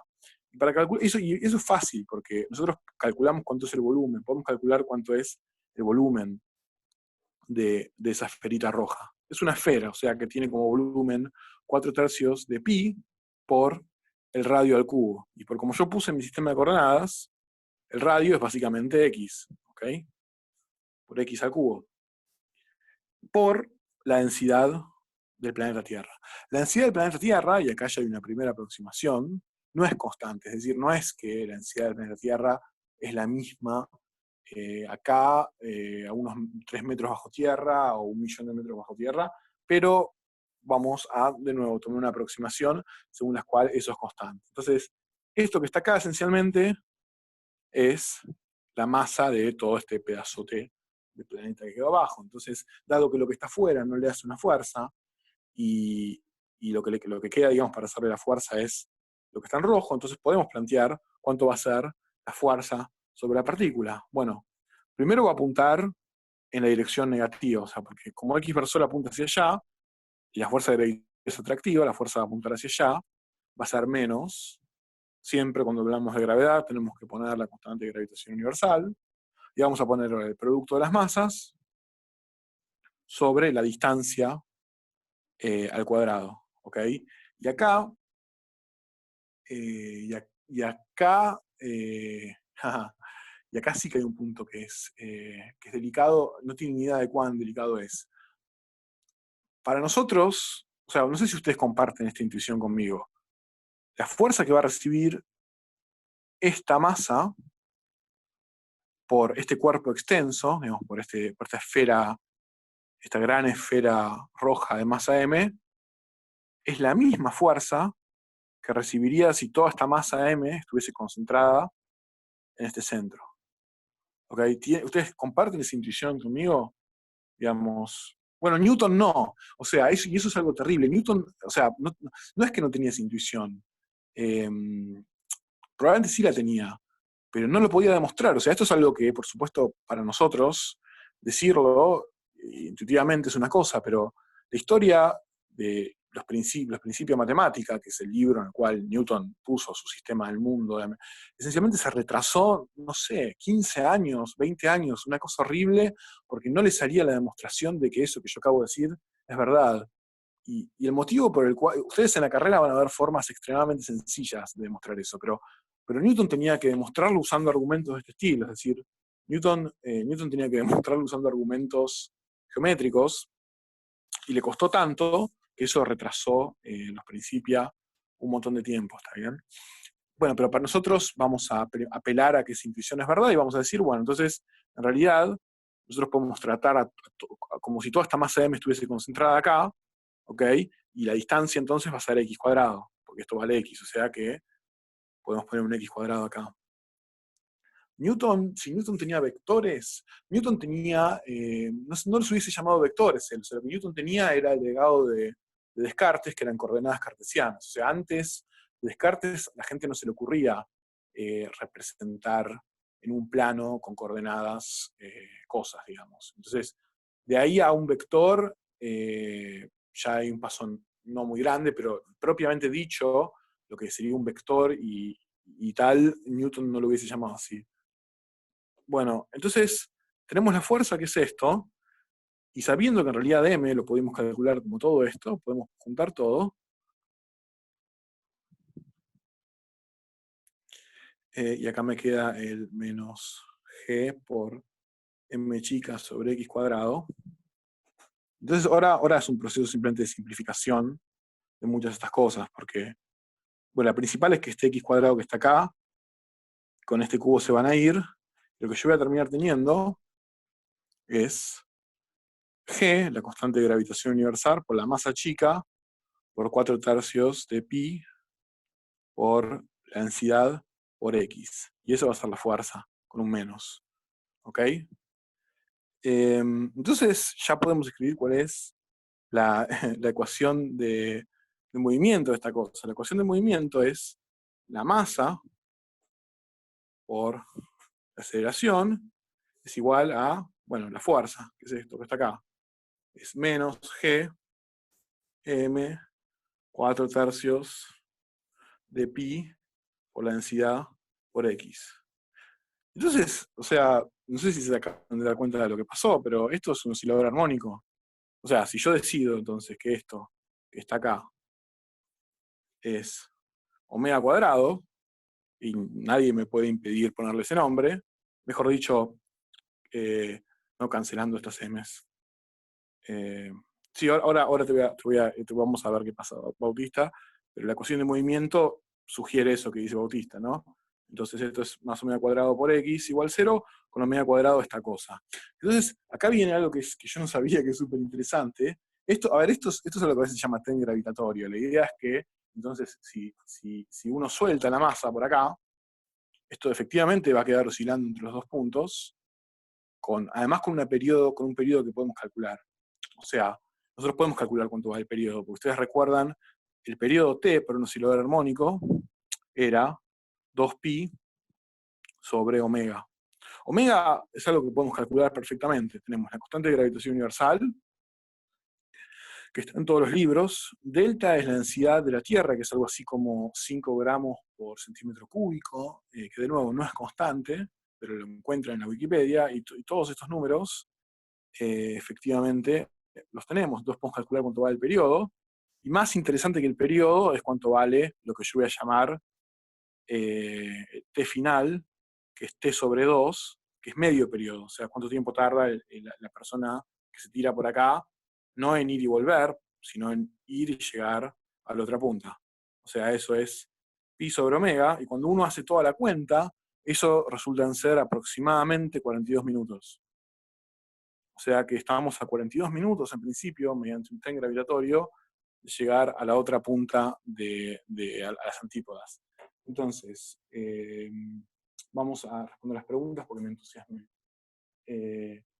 La pregunta de Facundo, ¿podría sin que pase por el centro? Yo voy a contar ahora un ratito, no lo voy a demostrar porque tenemos que seguir hablando de resortes, pero voy a contar qué pasa si no pasa por el centro. Bruno dice, no comprendí por qué resultó 4/3 de pi. Eso es el volumen de la esfera. O sea, el volumen de la esfera, de una esfera en general, es 4/3 de pi por el radio de esa esfera al cubo. Y yo quise calcular el volumen de esa esfera mediante la densidad de la Tierra, que es un valor conocido, al multiplicarlo, obtener la masa, digamos, del pedazo de esfera. Voy a subir todos los PDFs al campo. Sí, el 42, por ejemplo, tarda más en llegar desde Chacarita a Ciudad Universitaria que el tren gravitatorio. Ok.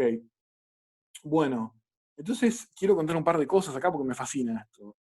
Primero vean esa escena de Total Recall, pero después, ¿saben quién fue la primera persona que propuso esto? Y más, se lo propuso a Newton. La primera persona que propuso esto fue Hooke. O sea, Hooke, el tipo descubrió una ecuación para un resorte. Fíjense lo que es el genio. Descubrió una ecuación para un resorte y lo siguiente que se le ocurrió pensar es, y esto no describe también qué pasa si yo hago un agujero a través de la Tierra y tiro algo. No, pero aparte es como una especie de venganza de Hooke, porque Newton describió de alguna forma lo que pasaba fuera de la Tierra con la gravedad. Y con eso encontró elipses, encontró el movimiento de los astros. Y Hooke, que para mí era un genio total, tuvo el honor de encontrar la ecuación del resorte, pero además encontró que lo que pasa dentro de la Tierra se puede describir como un resorte. Y no solamente eso, sino que hubo, o sea, esto ahora voy a explicar porque es un delirio, pero hubo varias propuestas serias de efectivamente hacer un tren gravitatorio que tarda aproximadamente 42 minutos, y si yo no recuerdo mal, teniendo en cuenta el hecho de que en realidad la densidad de la Tierra no es homogénea y tal, esto se puede acercar más a algo así como a 38 minutos, que sigue siendo un tiempo bastante largo. Entonces, nada, no quiero hacer muchas más cuentas, pero simplemente lo que puedo decir es que ya sabemos cuál es la trayectoria de la persona que tenga el horrible impulso de tirarse. Bueno, es un oscilador armónico, o sea, que la posición x de t va a ser igual a lo que yo voy a llamar r, que es, digamos, la posición inicial, que es, si acá tengo el 0, r es de donde yo me tiro, o sea, r es el radio terrestre, por el coseno de omega t, donde omega justamente lo calculamos, digamos, a partir del término que multiplicaba x. Sí. ¿T final igual a cuánto? El T final, claro, el T final es la mitad del periodo, ¿no? Porque el periodo sería ir y volver al mismo lugar. A la derecha, entonces, a la derecha. Acá, al final, Sí. es el tiempo, son 42 minutos, o en realidad son más parecidos a 38 minutos si no tienen en cuenta las sinónimos. Entonces, y bueno, nada, entonces uno tiene acá x de t es igual a r coseno omega t, y entonces hay algo interesante que uno puede calcular, que es, por ejemplo, cuánto vale la velocidad máxima que está experimentando la persona que se tira por el tren de gravedad. Bueno, la velocidad máxima la podemos calcular, porque lo que podemos hacer es derivar la solución. ¿De dónde sale que las órbitas de los planetas son elipses? Lo vamos a ver en esta materia en algunas clases, así que no tienen que preocuparse por eso todavía. Bueno, entonces, si yo derivo esto, la expresión para la velocidad es simplemente menos r omega seno de omega t. ¿Está bien? Entonces, esta cosa es máxima. Matemáticamente lo vamos a ver, o sea, vamos a deducir por qué son elipses. O sea, lo vamos a resolver y vamos a encontrar que, sabiendo únicamente que la ley de gravitación depende del producto de las masas y del cuadrado de las distancias, eso alcanza para explicar que son elipses. Bien. Entonces, esta es la velocidad, y fíjense que la velocidad es máxima cuando este seno vale 1, es decir, habrá algún tiempo, que es básicamente el tiempo que es la mitad, digamos, de esta trayectoria, en el cual este seno vale 1, entonces yo la velocidad máxima la puedo calcular entonces como el promedio entre r y como omega. Entonces cuando uno hace esa cuenta, llega a la velocidad máxima que experimenta la persona que está tirando, es algo así como, es esto, 7.600 metros sobre segundo. Para contextualizar qué tan grande es esa velocidad, por ejemplo, la velocidad de un Boeing 747, que es un avión típico a velocidad de crucero, que de hecho es uno de los aviones más rápidos de pasajeros, son algo así como 250 metros sobre segundo. La velocidad del sonido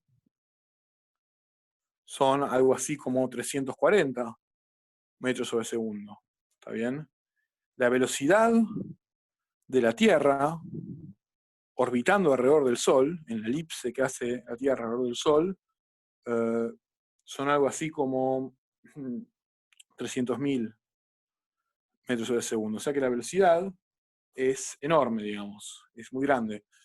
Y por último, algo que ya con esto cierro y seguimos hablando de oscilador armónico, es que en realidad, supónganse que decidimos que no queremos en realidad llegar a la antípoda, sino que en realidad nosotros estamos parados, por ejemplo, en, no sé, este punto es París, estamos en París, y queremos llegar, no sé, a este punto que está acá, que es Londres, que aparte me gusta el ejemplo porque ya hay un túnel que une París y Londres, que es el túnel, se llama el Eurotúnel, es el tren que va, digamos, por debajo del Canal de la Mancha.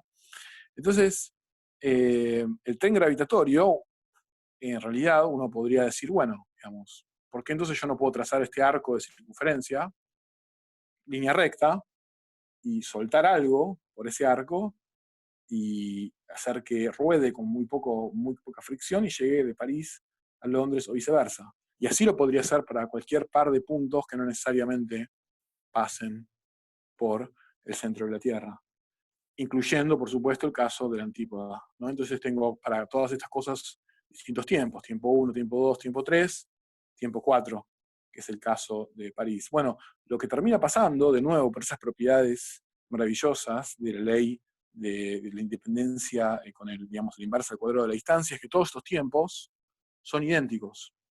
T1, T2, T3, igual T4, todos los tiempos que yo, el tiempo que yo tardo en recorrer estas longitudes de arco, cruzando por adentro del planeta Tierra, son siempre 42 minutos. ¿Está bien? Pero eso no significa que yo no puedo obtener un mejor camino por ejemplo, entre Londres, un camino más corto entre Londres y París. Solo que no es una línea recta, es algo que llamo un hipocicloide, que lo van a ver en mecánica clásica, es una curva que es una cosa así, la hipocicloide efectivamente es más lenta. Sería igual, no es practicable, porque la profundidad, o sea, si uno quisiese hacer una hipocicloide para llegar entre París y Londres, la profundidad sería algo así como 100 kilómetros, y el pozo más profundo, cavado por el hombre, si no me equivoco, lo hicieron los rusos, en algún lugar de Siberia, creo que con el mero propósito de ver hasta dónde podían llegar a cavar, y el pozo más profundo es algo así como 12 kilómetros, o sea, es un factor de 10, sí.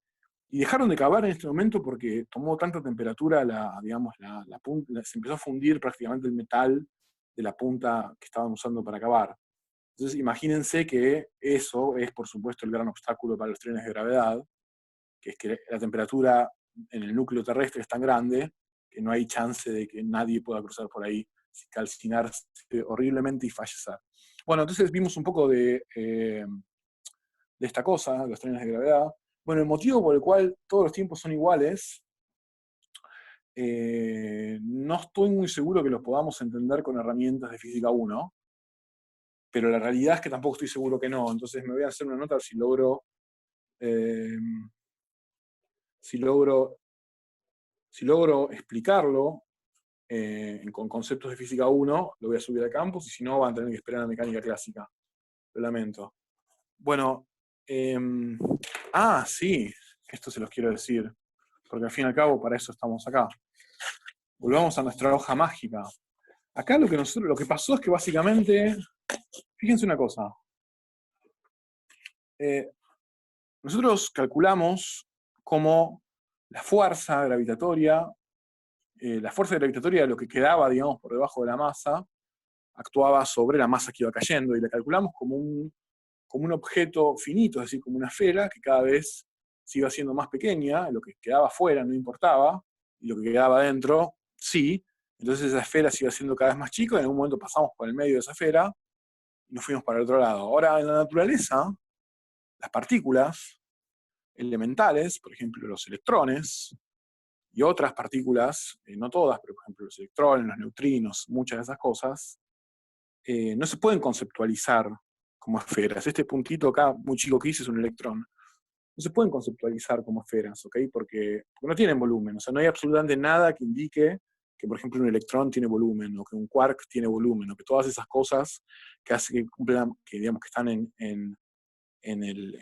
los fundamentos de la materia tienen volumen. Entonces esa cuenta que nosotros hicimos, digamos, de que ahora, por ejemplo, si se están acercando dos electrones por una atracción gravitatoria, eh,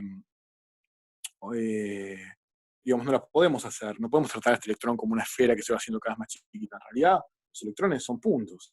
Y el problema con eso es que la atracción gravitatoria, a medida que yo me acerco a este punto, que es donde está el electrón, depende como el cuadrado de la distancia entre los dos. Y son realmente puntos.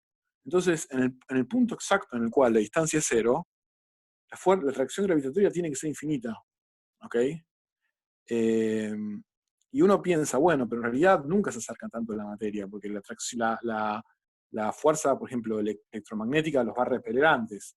Pero hay lugares en los que eso sí pasa. Por ejemplo, en los agujeros negros, la atracción gravitatoria es tan fuerte que esta cosa, digamos que la atracción gravitatoria no la podemos despreciar, y que efectivamente se acercan tanto las partículas que tenemos que empezar a preocuparnos por qué pasa entonces en ese punto exacto.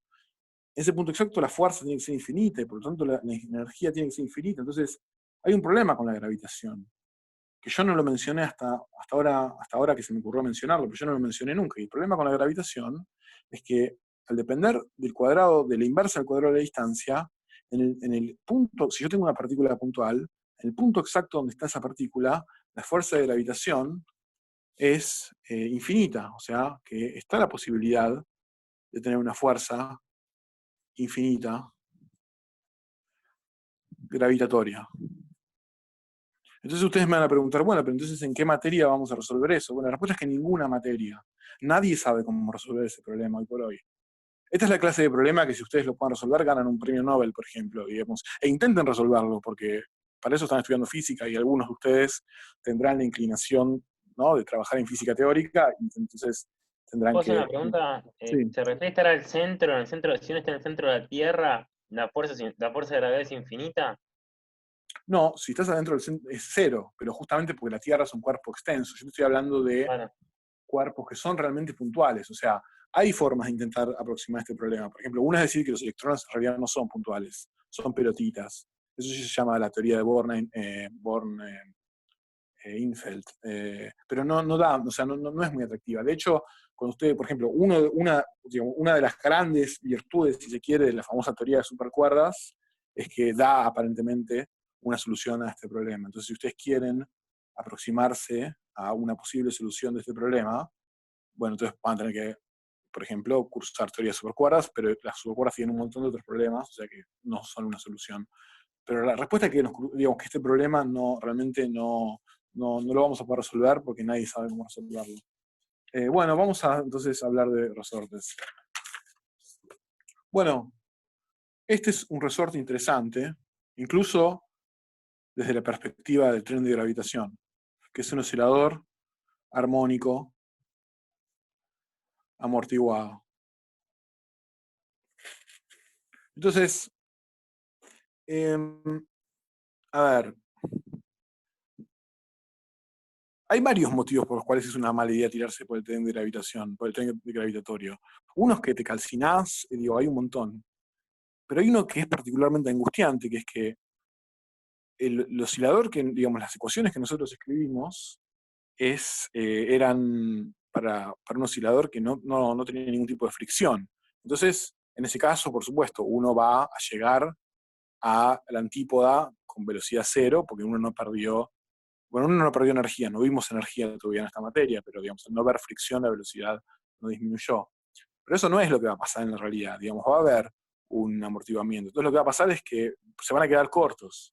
O sea, si lo sueltan por el tren de gravedad, y creo que eso es lo que pasa en la película de Colin Farrell, por lo cual es doblemente gracioso, ustedes lo sueltan, ustedes van a empezar a bajar, y van a decir, estoy llegando, y de golpe van a llegar, pero no van a llegar a la otra punta, porque hubo fricción, y van a empezar a retroceder. Pero cuando empiezan a retroceder, no es que entonces cuando empiezan a retroceder van a llegar al lugar donde partieron, ¿no? Porque por la fricción van a llegar todavía menos lejos. O sea que ustedes lo que van a hacer es un movimiento, ¿no? En el cual van a venir de acá, van a caer, les va a parecer que están por llegar a su destino, pero en realidad se quedaron cortos porque hubo fricción. Entonces van a empezar a retroceder y en realidad no van a volver al punto de partida, sino que se van a quedar un poco más acá. En definitiva, van a hacer un movimiento que va a oscilar y se va a acercar cada vez más al centro de la Tierra y se van a quedar atrapados en el centro de la Tierra para siempre. Entonces, para entender cómo evitar que eso pase, en nuestro tren de gravedad vamos a tener que entender el oscilador armónico amortiguado. Obviamente las aplicaciones de estas cosas no tienen que ver con trenes de gravedad, pero sí o no.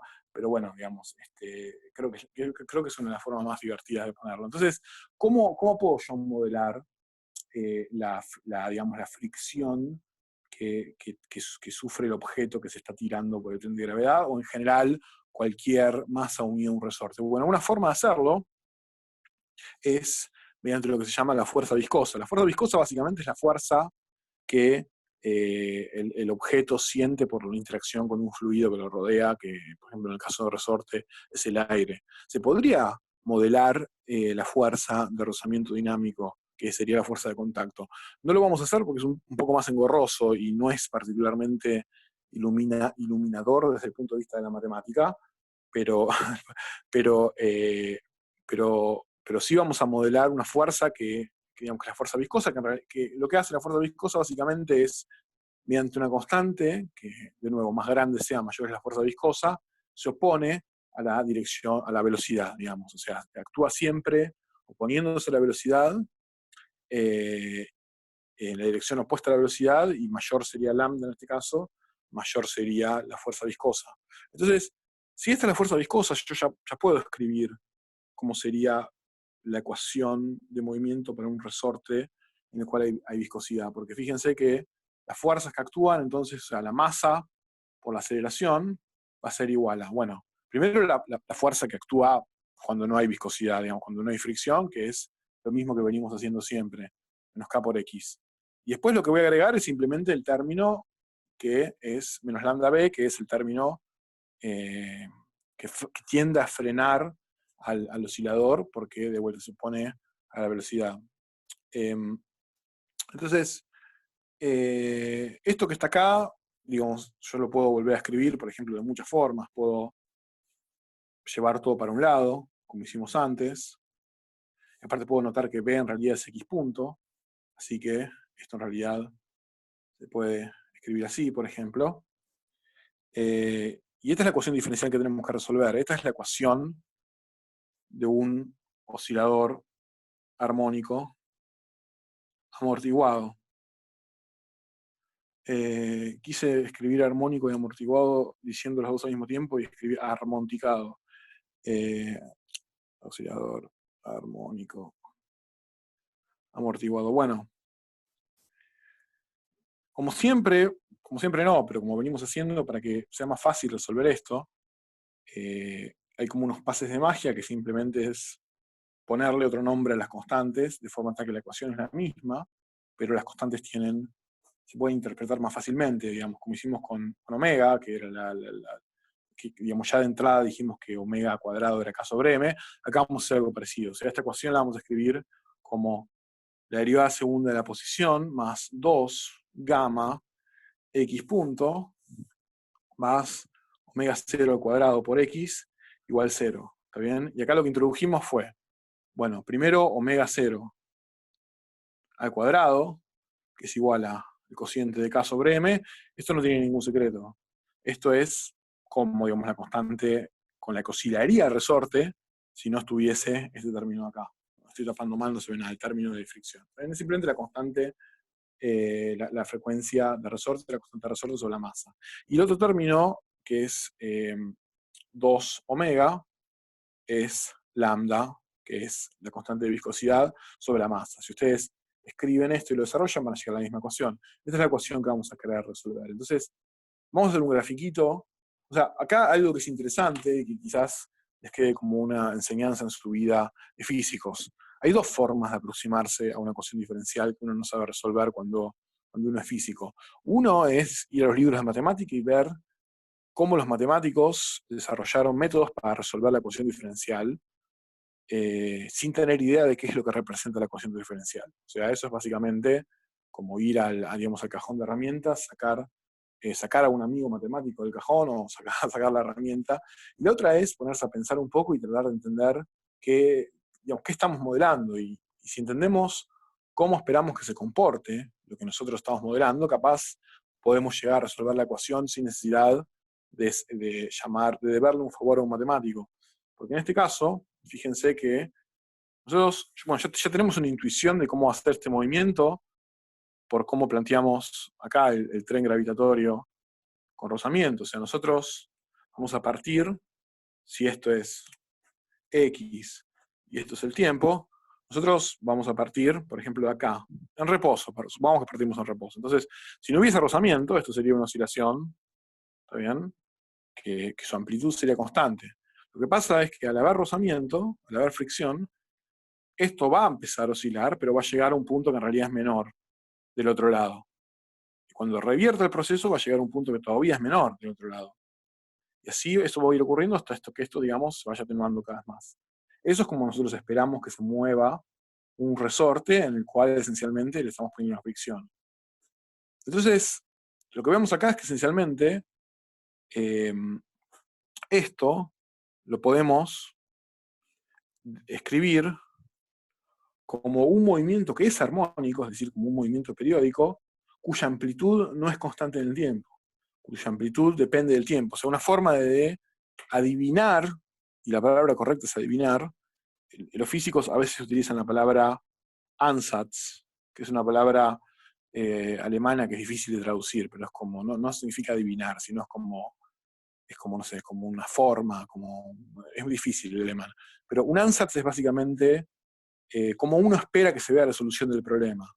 En base, por ejemplo, a la intuición. Y Profe, nosotros esperamos. Sí. yo sé hablar un poquito de alemán. An es ante y Satz es oración, o sea que es la prepalabra o la No, preoración. sí. Sí, yo también hablo alemán, pero prepalabra nunca me pareció que le hacía justicia. Para mí es más como una especie de molde, ¿no? Es como algo que uno usa para darle forma a las cosas. Después tenemos una discusión etimológica en el foro, pero el Ansatz es eso, el Ansatz es lo que esperamos que sea la solución, y para lo que nosotros esperamos que sea esta solución va a ser, está bien, va a tener una componente por ejemplo, voy a poner, no sé, perdón que tache, voy a poner un seno de omega t más una fase, ¿está bien? Esto digamos, es un movimiento armónico común con una amplitud, pero lo que yo voy a poner es una amplitud que dependa del tiempo, es decir, mi amplitud es una ADT. Mi amplitud depende del tiempo, y mi intuición es que esa amplitud se va a hacer cada vez más pequeña a medida que pasa el tiempo, tal como mostré en este dibujo. Entonces, ¿cómo hace uno para resolver esta ecuación diferencial que está acá, sabiendo que, digamos, esto es lo que uno espera? Bueno, lo que uno hace es, uno reemplaza esta cosa adentro de esta ecuación diferencial y trata de entender quién tiene que ser esto, y en este caso, quién tiene que ser omega para que se cumpla. O sea, omega, fíjense que yo no puse omega 0. ¿Por qué? Y bueno, porque nadie me dice que un resorte que está amortiguado tenga una frecuencia de oscilación igual a si no estuviese amortiguado. Quizás es menor, entonces yo de momento lo voy a llamar omega. Y este ADT, yo no sé mucho sobre ADT. Lo que sé sobre el ADT es que se va a hacer más chico con el tiempo. ¿Está bien? Pero de momento es una función. Entonces, lo que yo estoy diciendo esencialmente es que derivemos 2 veces esta función, derivémosla y metámosla acá, y veamos qué es lo que tienen que cumplir estas cosas para que la ecuación diferencial se cumpla. Y si esto era un buen ansatz, lo vamos a poder hacer. Si pusimos cualquier verdura, no lo vamos a poder hacer. ¿Está bien? Y eso es, grábenselo en la cabeza, eso es la forma en la cual uno utiliza la intuición física que uno tiene para resolver problemas matemáticos que a veces parece que lo superan a uno, pero bueno, se puede. Entonces, Entonces, si x de t es esta cosa, y lo voy a escribir una vez más acá, x de t es alguna amplitud que depende del tiempo, es una función por el seno de omega t más phi. Entonces, ¿cuánto vale la derivada? Es una propuesta, sí, es eso. Entonces, la derivada de t es derivar esto respecto del tiempo. Nosotros tenemos que derivar dos cosas acá, porque es un producto de dos funciones. A ahora es una función del tiempo, así que voy a dejar de escribir la t para simplemente porque me va a dar fiaca. Entonces voy a poner a punto, esto significa que estoy derivando la función a de t por el seno de omega t más phi. Y después va a corresponder ahora no derivar a y derivar el otro término, o sea, a por omega por el coseno de omega t más phi. Esto es la derivada primera de esta función, ¿ok? La regla del producto. Ahora se va a empezar a poner un poco un choclo, porque yo lo que voy a querer hacer es derivar de vuelta a esto, entonces tengo ahora dos reglas del producto. Pero vamos a hacerlo ordenadamente. Para esta es primero derivar dos veces a, o sea, a dos puntos, quedará esto igual, seno de omega t más phi. Ahora va a venir dejar el a punto, pero derivar el seno. O sea, a punto, siempre que yo derivo un seno o un coseno, va a salir afuera el omega. ¿Está bien? Omega por el coseno de omega t más phi. Y eso fue solamente para este término de acá. Ahora el otro, que es lo mismo. O sea, fíjense que esto es una función del tiempo, lo derivo. Omega no, así que queda como está. Y finalmente voy a derivar el coseno, que me va a sacar otro omega y me va a poner un signo menos.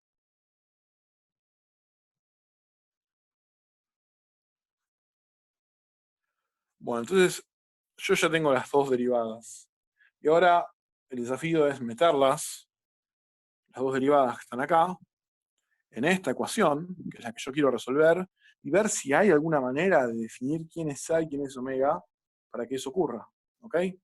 Entonces, vamos a, en lo que queda de la clase, tratar de meternos con ese problema. O sea, la ecuación, digamos, que yo quiero resolver es, yo parto escribiendo entonces primero x dos puntos. ¿Ok? Que en realidad ya lo tenía escrito acá. Es esto, es todo esto de acá. ¿Ok? Lo voy a volver a escribir porque vamos a empezar una nueva hoja y mejor que quede prolijo porque si no nos vamos a confundir. Entonces, cuando yo, digamos, reemplazo el ansatz en la ecuación, y la voy a volver a escribir la ecuación, que es x dos puntos más 2 x punto más omega 0 cuadrado por x. Entonces, lo que yo voy a tener es, perdón, yo sé que esto es una fiaca, pero hay varios motivos por los cuales lo quiero hacer con la matemática, así que lo vamos a hacer. Entonces, donde dice x dos puntos, voy a poner todo el último choclo que yo derivé. Puntos, seno, de omega t más phi, más a punto omega, coseno, de omega t más phi, más a punto omega, coseno, de omega t más phi, menos a omega cuadrado seno, de omega t más phi. Todo esto que está acá es el ansatz, lo que nosotros vamos a proponer como una solución, es esto, una amplitud que depende del tiempo por una función que es periódica, seno de omega t más phi. Donde de nuevo, este omega no tiene por qué ser el mismo que el omega cero, porque perfectamente la fricción podría disminuir, por ejemplo, el periodo. Entonces, esto que está acá simplemente corresponde a este pedacito de acá. Ahora viene el otro, que es más 2 por gamma, y voy a poner toda la primera derivada entre un corchete.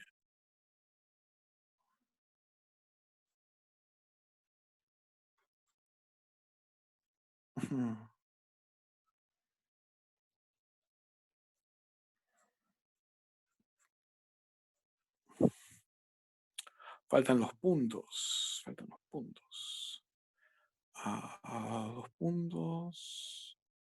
A punto. A punto. ¿Dónde faltan los puntos? Las chances de que yo me equivoque con esto son altísimas. Está Falta en A punto omega coseno, ahí es a 2 puntos. Y en menos Este es 2 puntos. omega cuadrado es a 2 puntos también. Hay un solo término que tiene 2 puntos. Es el primero. No, en el tercer A es a 2 puntos. Acá. Este. Sí, ese. ¿Es a 2 puntos realmente? No es- Me parece que no puede ser nunca 2 puntos. No, pareciera que no. No Es puede ser. solamente- Sí. El primer término tiene 2 puntos nomás. Claro, solamente el primer. O sea, el único término que va a tener 2 puntos va a ser el que venga de derivar, digamos, este. Pero después todos los demás solamente va a agregar un punto. Y este es el único que cuando le agregas un punto tiene 2. O sea, va a haber uno solo que tiene 2 puntos. Pero igual, no, si sospechan que estoy cometiendo un error, por más que no estén seguros, díganme, porque nada, si no, no vamos a llegar al final y no nos va a dar. No, Y entonces, está bien, me he confundido. no pasa nada. Y después, por último, el último término es omega 0 cuadrado por x, y x es simplemente el ansatz como está. Y esto tiene que ser todo igual a 0. Entonces, ¿cómo hacemos, cómo podemos garantizar que pase lo que pase, A y omega sean tales que no importa el tiempo en el que estamos, toda esta enormidad de términos sumen 0 siempre? Bueno, yo les voy a decir una forma de hacerlo. La forma de hacerlo va a ser la siguiente. Va a ser la forma siguiente. Vamos a encontrar, vamos a, digamos, sacar factor común de forma tal que quede un montón de cosas que están acá, multiplicadas por coseno de omega t más phi, y va a haber un montón de otras cosas acá multiplicadas por el seno de omega t más phi, y eso va a quedar igualado a 0. Entonces, la única forma de que, eso es lo que yo voy a hacer ahora. Vamos a encontrar quién está acá y quién está acá, sacando el factor común, coseno y seno. La única forma de que eso valga siempre, no importa el tiempo, es que esto sea 0 todo el tiempo y que esto sea 0 todo el tiempo. Y eso es algo que es extrañamente a veces difícil al principio de entender, digamos. O sea, yo lo que estoy diciendo es que voy a sacar factor común, ¿está bien? Y voy a tener entonces acá algo que lo vamos a llamar, no sé, se me acaban las letras, lo vamos a llamar W. Este W va a ser el término que todas las cosas que me queden multiplicando el coseno de omega t más phi. Eso lo vamos a hacer. Y acá vamos a sacar factor común y va a haber algo que voy a llamar I, que va a ser todas las cosas que me queden multiplicando el seno de omega t más phi. Entonces yo lo que digo es que solamente esto puede valer para todo tiempo, si solo si esto vale 0 siempre, y esto vale 0 siempre. ¿Está bien? Todo el tiempo, no a veces. ¿Está bien? ¿Les resulta intuitivo que eso tenga que pasar? No siempre es intuitivo que si yo, digamos, tengo un coseno por algo más un seno por otra cosa, eso no puede valer siempre 0, a menos que las cosas que multiplican sean siempre 0. O sea, el motivo es que si esto tiene que valer 0 siempre, no importa para qué argumento, digamos, para qué argumento de lo que está dentro del coseno, digamos, para todo tiempo, entonces habrá algún argumento del coseno que me haga que mi coseno sea 0. ¿Está bien? Y que haga que mi seno sea 1. ¿Ven? Eso es lo que, digamos, podemos encontrar. Por ejemplo, si todo este argumento vale 0 y todo este argumento vale pi sobre 2, entonces encontré un tiempo tal que entonces todo este coseno vale 0 y este seno vale 1. Pero eso es lo mismo que decir entonces que i tiene que ser igual a 0. ¿Está bien? Y lo mismo, al revés, si yo encuentro un argumento de que todo esto vale 0. W e I son cosas que yo voy a encontrar ahora. Yo lo que voy a hacer, digo, mi estrategia para resolver este problema va a ser sacar factor común y dejar un montón de cosas multiplicando a coseno de omega t más phi, y sacar factor común seno y un montón de otras cosas. Omega i es el nombre provisional que yo le estoy dando a esas cosas, digamos, no existen todavía. Pero yo lo que quiero que se den cuenta es que si yo logré hacer eso, entonces la única forma de que eso pase es que esto sea siempre 0 y que esto sea siempre 0. Porque yo voy a encontrar algún argumento en el cual esto vale 0 y el seno vale 1, y eso solo, entonces solo puedo valer 0 si i es igual a 0, y viceversa. Entonces, cuando lo haga al revés, voy a poder demostrar que omega es 0. ¿Está bien? Si eso no se entiende, es importante porque es algo Pero que... coseno de 0 no es 1, coseno de 0 no es 1. Sí, o sea, sí, exacto. Yo lo que digo es, mira, vos tenés... A ver, va a haber algún tiempo en el cual este argumento que está dentro del coseno valga 0, ¿no? Por ejemplo, no sé, cuando todo esto que está acá adentro valga 0. Entonces, en ese momento, lo que vos vas a tener es w por el coseno de 1 más i por el seno, perdón, w por el coseno de 0 más i por el seno de 0. Pero el seno de 0, digamos, porque lo que tenés adentro de las dos funciones es lo mismo, esto es 0 y esto es 1, y como esto tiene que ser igual a 0, esto es lo mismo que decir que w es igual a 0, digamos. Y va a haber otro tiempo, algún otro tiempo en evolución, en el cual en realidad lo que queda ahora adentro será pi sobre 2. Y cuando entonces lo que está dentro sea pi sobre 2, vas a tener al revés. Vas a tener que w por el coseno de pi sobre 2 más i por el seno de pi sobre 2. Tienen que ser 0, pero esto es 0 y el seno de pi sobre 2 es 1, o sea que entonces de acá te va a salir que i es igual a 0. La única forma de que estas dos cosas, de que esto valga 0 constantemente, es que las cosas que multiplican a los cosenos y el seno sean 0. Si no, va a haber algún momento en el cual no son 0 i. ¿Ok? Entonces, pero yo todavía no saqué factor común, no hice esa cuenta. Entonces, hagámosla, no es tan difícil. O sea, lo que tenemos que hacer es mirar todo este choclazo que está acá, esta expresión intimidante, y decir, bueno, entonces, ordenadamente, veamos qué cosas, claro, sí, o sea,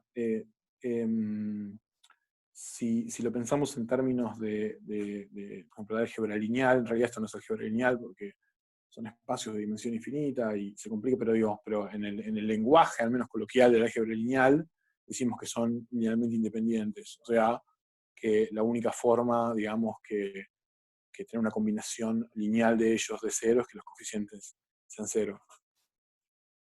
Son espacios de dimensión infinita, sí, porque ya se van a enfrentar con eso. O sea, esto es la ramificación. Si yo me pongo a hablar en este momento de por qué esto es un espacio de dimensión infinita y que tiene que ver con la mecánica cuántica y todo, nunca vamos a resolver el oscilador armónico. Entonces, son espacios de dimensión infinita que tienen unas propiedades extremadamente antiintuitivas y se ven en una materia de matemática que yo fui suficientemente delirante como para cursar en su momento, que se llama análisis funcional. Y es básicamente la generalización del álgebra a espacios que tienen dimensión infinita. Pero eso no importa, ahora tenemos que resolver el resorte. Entonces, lo que tenemos que hacer básicamente es ordenadamente ver qué cosas multiplican al seno y qué cosas multiplican al coseno. Es decir, tenemos que ver quién es esta nube de acá y quién es esta nube de acá en nuestra expresión. Entonces, hagámoslo, digamos. Tenemos acá un seno, entonces empecemos con el seno. Primero tenemos una a 2 puntos. Ok, acá hay un seno. Acá no me aporta nada, porque hay un coseno. Este tampoco me interesa. Este sí me interesa, porque tengo un seno multiplicado por un menos a omega cuadrado. Y después acá, yo no hice la distributiva, pero tratemos de hacerla un poco mentalmente. Este seno va a estar multiplicado por este a punto y este 2 omega, digamos, cuando distribuya. O sea que esto me va a sumar un 2 omega por a punto. Este coseno no me va a sumar nada. Y finalmente tengo un seno acá, el último, que me va a sumar W0 cuadrado por A. Y todo este choclo es lo que está multiplicando a los senos. Seno Una de duda. omega Q. Sí, Sí, omega 0 y los omegas son cosas distintas, ¿no? perdón. Sí. Sí, Está bien. omega 0 y los omegas son cosas distintas porque van a terminar siendo cosas distintas, pero yo los puse como algo distinto en el ANSATS porque, bueno, a ver, mi intuición quizás equivocada, es que si hay fricción, el movimiento va a ser más lento.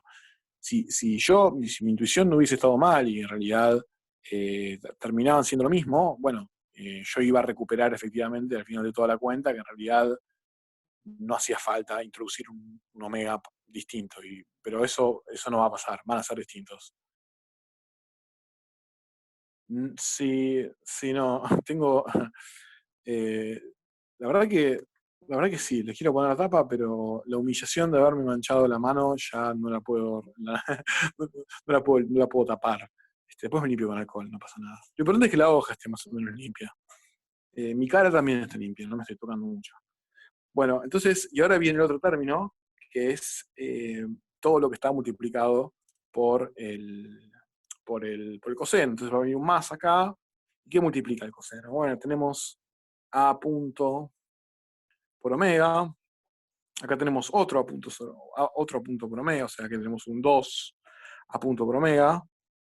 Acá tenemos senos, acá tenemos un 2 gamma a omega, o sea, más 2 gamma a omega. Y ya está, no hay más nada multiplicando el coseno. O sea que esto es coseno de omega t más phi. Y todo esto tiene que ser igual a 0. Entonces, cada una de las dos cosas que está en corchetes tiene que ser igual a 0 para todo tiempo. Entonces, acá lo que tenemos que decidir es sabiamente, digo, esto tiene que ser 0, y esto que está acá tiene que ser 0. Entonces, acá lo que tenemos que decidir sabiamente es, las A son todas variables en el tiempo. ¿Sí? Yo no lo estoy escribiendo explícitamente, pero A es igual a de t, digamos. Son funciones, efectivamente. Entonces, ¿cuál de estas dos vamos a empezar a intentar resolver? Bueno, yo veo esto y digamos, digamos, claro, o sea, en el esquema de resolución que yo puse más arriba, entonces, esto que está acá sería lo que llamé W, y esto sería lo que llamé I, que son las cosas que multiplican el seno y el coseno. Todo eso quedó. Y eso es lo que yo voy a tener que igualar a 0. Entonces, para que mi sistema tenga solución, yo lo que tengo que hacer es entonces resolver estas dos cosas. Y son ecuaciones diferenciales, efectivamente, porque como dijeron, A es una función. Entonces, si yo estoy resolviendo una función en la cual aparece una ecuación en la que aparece una función y sus derivadas, eso es efectivamente una ecuación diferencial. Son, en este caso, dos ecuaciones diferenciales. Ahora, lo que yo voy a hacer es empezar por una de las dos. Y la verdad es que, a menos que uno sea masoquista, creo que hay una de las dos que parece más fácil de resolver que la otra. O sea, me parece que la ecuación de abajo parece un poco más fácil de resolver que la otra. O sea, vamos a tratar de resolver esta ecuación. Esta ecuación, primero fíjense que omega no la juega de nada en esta ecuación. O sea, omega está de los dos lados, está multiplicando todo. La puedo dividir por omega y la ecuación queda así y omega desaparece. ¿Está bien? El 2 también, en realidad, o sea. Entonces yo lo que estoy buscando es claro, el 2 también. Entonces, lo que estoy buscando es una ecuación que cuando la derivo y sumo un múltiplo de sí misma, me da 0. Probablemente ustedes ya tengan una intuición de cuál es esta ecuación, pero digo, podemos también integrarla. O sea, a punto, volviendo ahora a la notación de diferenciales, es de A de t. Y esto tiene que ser igual a menos gamma por A. Luego, separando los diferenciales, para poder integrar, acuérdense que si yo logro meter todas las variables con sus diferenciales de un lado y todas del otro, medio que ya gané.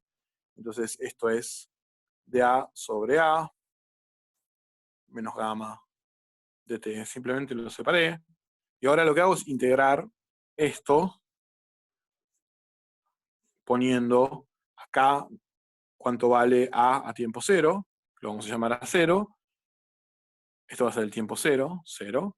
Y yo voy hasta el valor final de A, hasta el valor final de t. Entonces, ¿cuánto vale del lado izquierdo? Estamos integrando 1, o sea, 1 sobre A, o sea, 1 sobre X. Logaritmo natural de A sobre A0. Claro, entonces esto que está acá es el logaritmo natural de A del lado izquierdo, ¿no? Menos el logaritmo natural de A0, que para propiedad del logaritmo se puede poner como el logaritmo natural de A sobre A0, y del lado derecho estamos integrando la función que es simplemente una constante, así que lo que me queda es menos gamma por t. Entonces fíjense que de esta ecuación que está acá, podemos despejar quién es A de t. A de t es A0 por e a la menos gamma t. Encontramos entonces que nuestro ansatz rindió frutos, o sea, nuestro ansatz no sabíamos quién era A de t, pero siempre que se cumple esa forma que nosotros le pedimos y que A de t además sea esto que está acá, entonces está todo bien. Y tiene sentido que A de t sea una función así, porque fíjense que A de t ahora es la amplitud que depende del tiempo, y me quedó una amplitud que decrece en el tiempo, decrece exponencialmente en el tiempo. Y decrece exponencialmente en el tiempo con una constante de decaimiento, lo que se llama omega, que es, digamos, que es lo que regula qué tan rápido decae, o sea, mayor omega, más rápido decae la exponencial, y omega, esencialmente, es lambda sobre 2m. O sea, es algo que depende únicamente, no depende del resorte para empezar, eso es interesante, depende de la masa y depende de la viscosidad. Del subrayado. Mira, que las ecuaciones diferenciales sean tu punto débil, no tenés que complejarte porque son el punto débil de absolutamente todo el mundo. Así que es normal. No sé qué subrayado decís. Porque no sé si hubo muchos subrayados. ¿Hay alguna parte en particular que... del choclo que es igual a 0? ¿Qué? ¿De esto? Ah, te perdiste. Yo entiendo, te perdiste cuando yo reemplacé. Sí. Claro, te perdiste. Mira, o sea, a ver, lo que vamos a hacer es así. Yo voy a subir, pues digo, porque no queda mucho tiempo, y es, digamos, y entonces lo que voy a hacer es así. Voy a subir, por supuesto, esto como PDF. Me podés preguntar en el foro de consultas si después de leerlo no lo entendés o si después de ver el video no lo entendés. Y ahora, para que no te pierdas, digamos, lo que queda de la clase, porque no hace falta que te lo pierdas, créeme cuál es la solución y tratemos de entender la solución desde el punto de vista físico. O sea, después cómo llegar a esa solución, consultámelo más adelante, porque si lo vemos de vuelta se va a hacer un poco largo. ¿Está bien? La solución de la amplitud digamos, de la oscilación forzada, va a ser una constante A0 por e a la menos gamma t. Y ese gamma no depende de la constante de resorte, depende de esto, que es esencialmente mayor es lambda, mayor es la viscosidad, y m. Entonces lo que está diciendo esto es, bueno, la amplitud va a decaer más rápido si el fluido es más viscoso, lo cual tiene pleno sentido, y también va a decaer más rápido si la masa es más pequeña, lo cual también tiene sentido. Una masa más grande, el efecto de la viscosidad va a terminar siendo menor. Esto no resuelve el problema, en realidad, todavía, porque fíjense que nosotros, ya llegamos a la conclusión de que la forma de la solución va a ser A0 por e a la menos gamma por t por el seno de omega t más phi. Pero faltan dos cosas. Primero, nosotros no sabemos si este omega, si esta frecuencia es la misma que el oscilador sin amortiguar. Y además nos falta información que nosotros todavía no utilizamos, es decir, nos falta toda esta ecuación de acá, digamos. Esta ecuación que está acá nosotros no la utilizamos todavía. Entonces no nos vamos a poner a resolver esa ecuación de vuelta, ¿ok? Porque ya tenemos un candidato para A de t, que es esto. Este es ahora de vuelta nuestro ansatz, y esto es lo que exactamente como dice Daniela. Entonces, el proceso es el mismo. La reemplazamos acá, donde dice A por esta cosa, y tratamos de entender entonces qué tienen que cumplir omega para que se cumpla, que es igual a 0. Entonces, si hacemos eso, fíjense que lo que yo voy a necesitar, como siempre, es la primera derivada de A, de la amplitud, que depende del tiempo, y esto es derivar una exponencial, es menos gamma a 0 por e a la menos gamma t. La ecuación de arriba, acá es interesante, digamos, cuando ustedes llegaron a que estas dos cosas tienen que ser 0, entonces, el orden en el cual ustedes deciden ponerse a integrar las ecuaciones determina en gran medida si van a poder resolverlo o no. Ustedes empiezan por esta ecuación, van a llegar a un choclo bastante confuso. Como que de alguna forma el ingenio es darse cuenta que esta ecuación diferencial es más fácil de resolver. Y una vez que tenemos resuelta esta ecuación diferencial, venimos y metemos quién es A acá y vemos si encontramos un omega para el que esto se cumpla. Podría pasar que nosotros metamos ahora el A acá y esto nunca sea 0. Entonces, ahí hay que admitir que nuestro ansatz estaba mal. Pusimos un ansatz equivocado, no logramos resolverlo, será cuestión de volver al principio, digamos, y pensar otro ansatz. Como yo ya sé cuál es la respuesta, obviamente elegí el ansatz correcto, y si no sería una estupidez, y entonces vamos a llegar a una respuesta. Entonces, teniendo que reemplazar en esa ecuación donde están las derivadas, primero calculamos la derivada primera, la derivada segunda. Esto es fácil de derivar porque es derivar una exponencial, entonces lo único que hace es bajar el exponente, y ahora me queda gamma cuadrado a 0 por e a la menos gamma t. Y esto es lo que metemos entonces en lo que está ahora recuadrado en rojo. Donde dice a 2 puntos, metemos esto, donde dice a punto, metemos esto.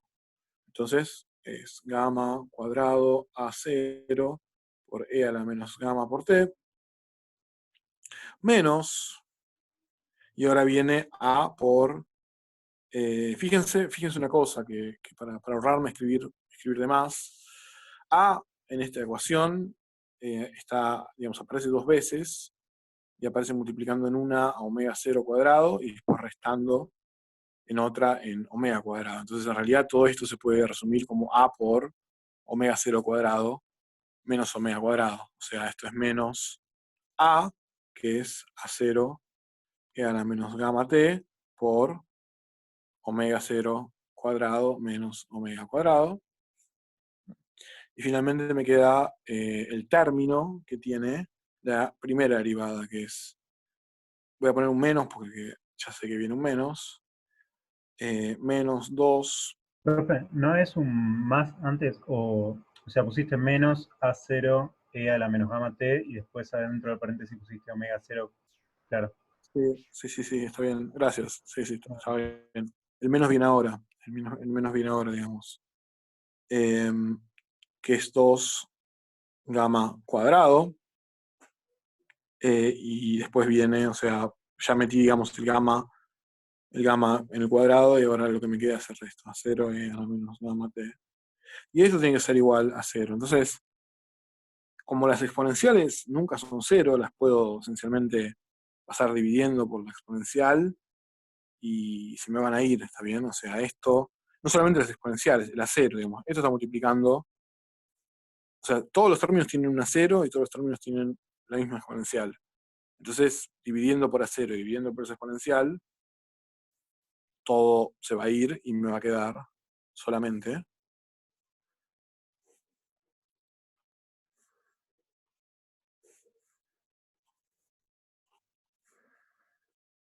¿ok? Y esto es una ecuación algebraica, esto ya no es más una ecuación diferencial. Es una ecuación de la que yo ya puedo, o sea, esto si le doy un paso más, digamos, es lo mismo que decir que omega cuadrado es igual a omega 0 cuadrado menos gamma cuadrado. Entonces, esto que está acá ya es una ecuación algebraica, entonces yo con esto determino quién es omega. Omega 0, acá, sí, se cortó levemente. Está bien. Sí, perfecto. Lo que decía es que omega 0 ya saben quién es.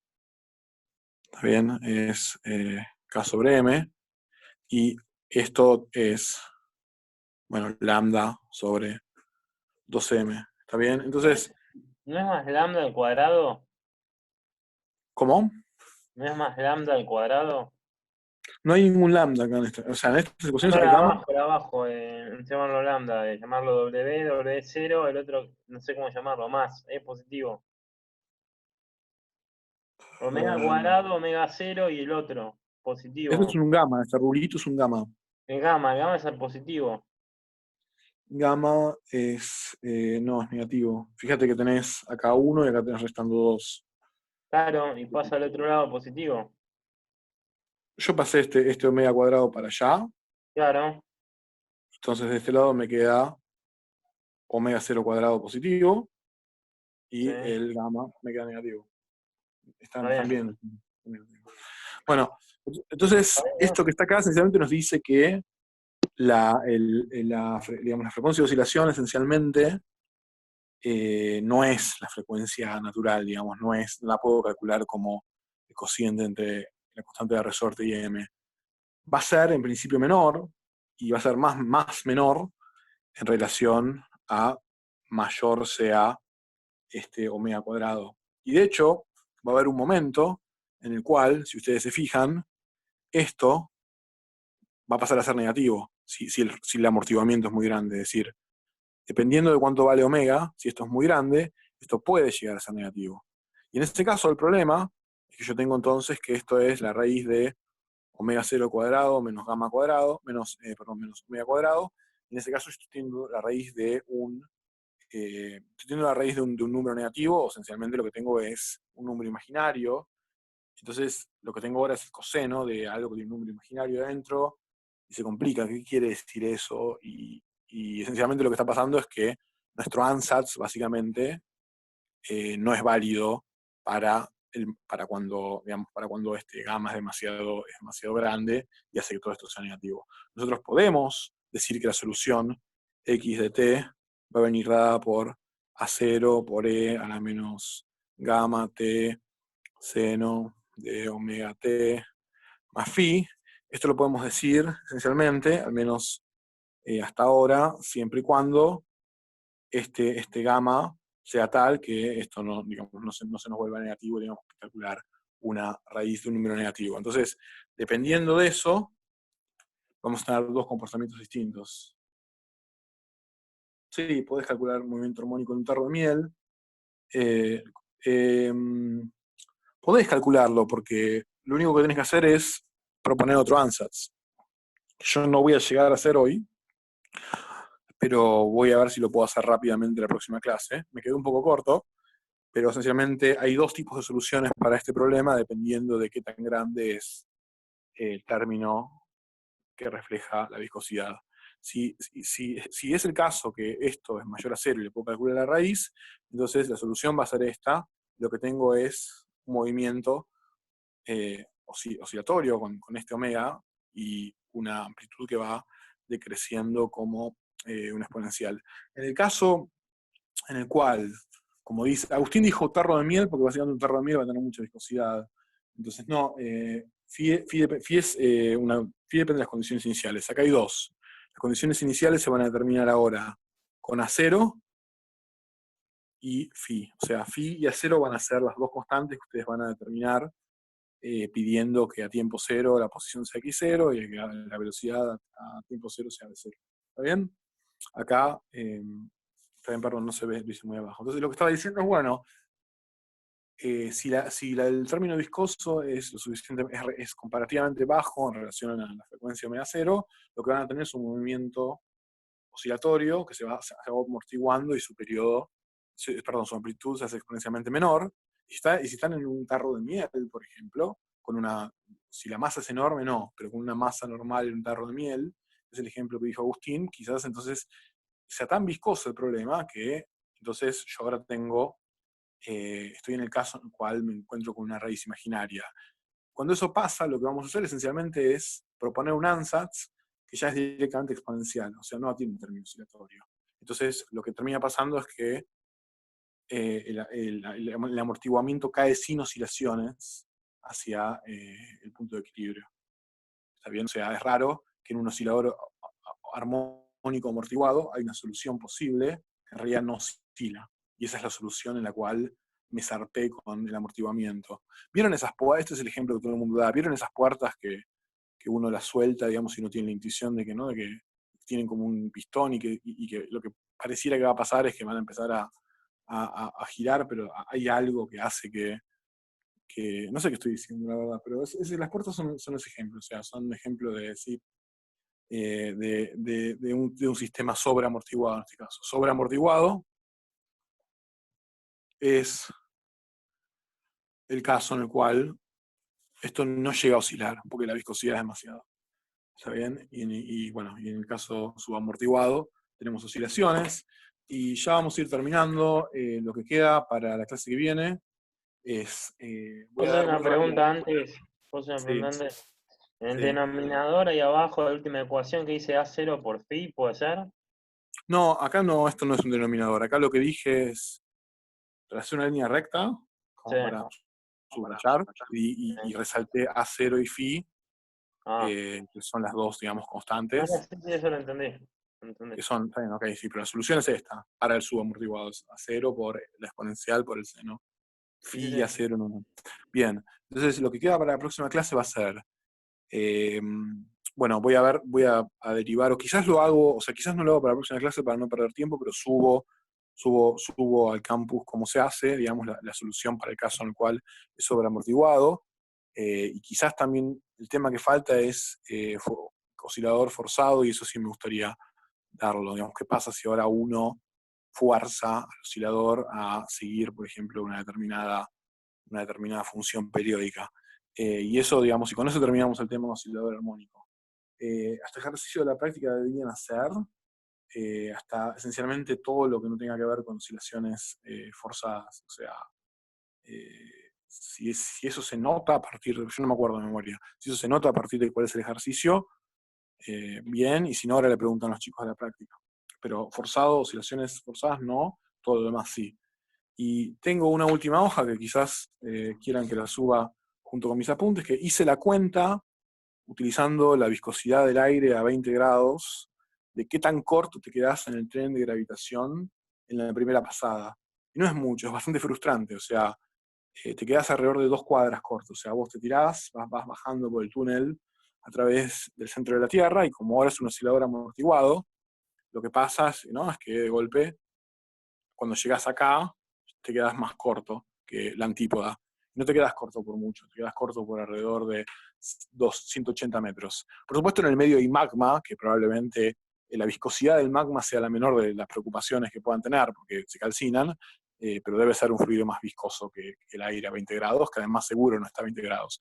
Pero bueno, nada, el punto es que se van a quedar cortos, y la próxima pasada más cortos todavía, y bueno, y ese es el auténtico viaje al centro de la Tierra, irreversible.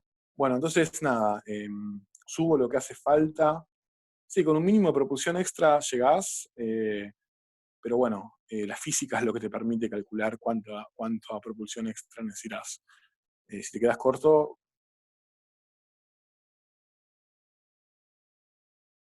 buscar. Se apagó el micrófono ahí. Bueno, no sé si Diego sí. Enzo. Ahí ya estoy. Listo. Te hago una sola consulta, perdóname. Sí. Ellos vieron estabilidad básicamente en oscilatorio, ¿verdad? Estabilidad. Puntos de equilibrio estables, inestables, para identificar. Si no lo damos en la práctica, no hay problema. Y mejor darlo, o sea, yo no llegué a decir, o sea, a ver, en algún ejemplo que quedó al pasar, qué sería un punto estable y no estable, pero no llegué a explicarlo con detalle. Así que sí, si pueden darlo, mejor. Ok, perfecto. Buenísimo. Bueno, te dejo el Dale. mando. Dale. Bueno, nada. Gracias, Gracias a ustedes. Voy a venir acá, participantes. Listo. Bueno, gente, nos vemos. Hasta luego. Chau. Chau. Bueno, señores, si les parece, son las 7. Si les parece, hacemos 10 minutos de intervalo. Ahí estamos. Ok, Nicolás Pachón. Bueno, hacemos 10 minutos de intervalo y empezamos.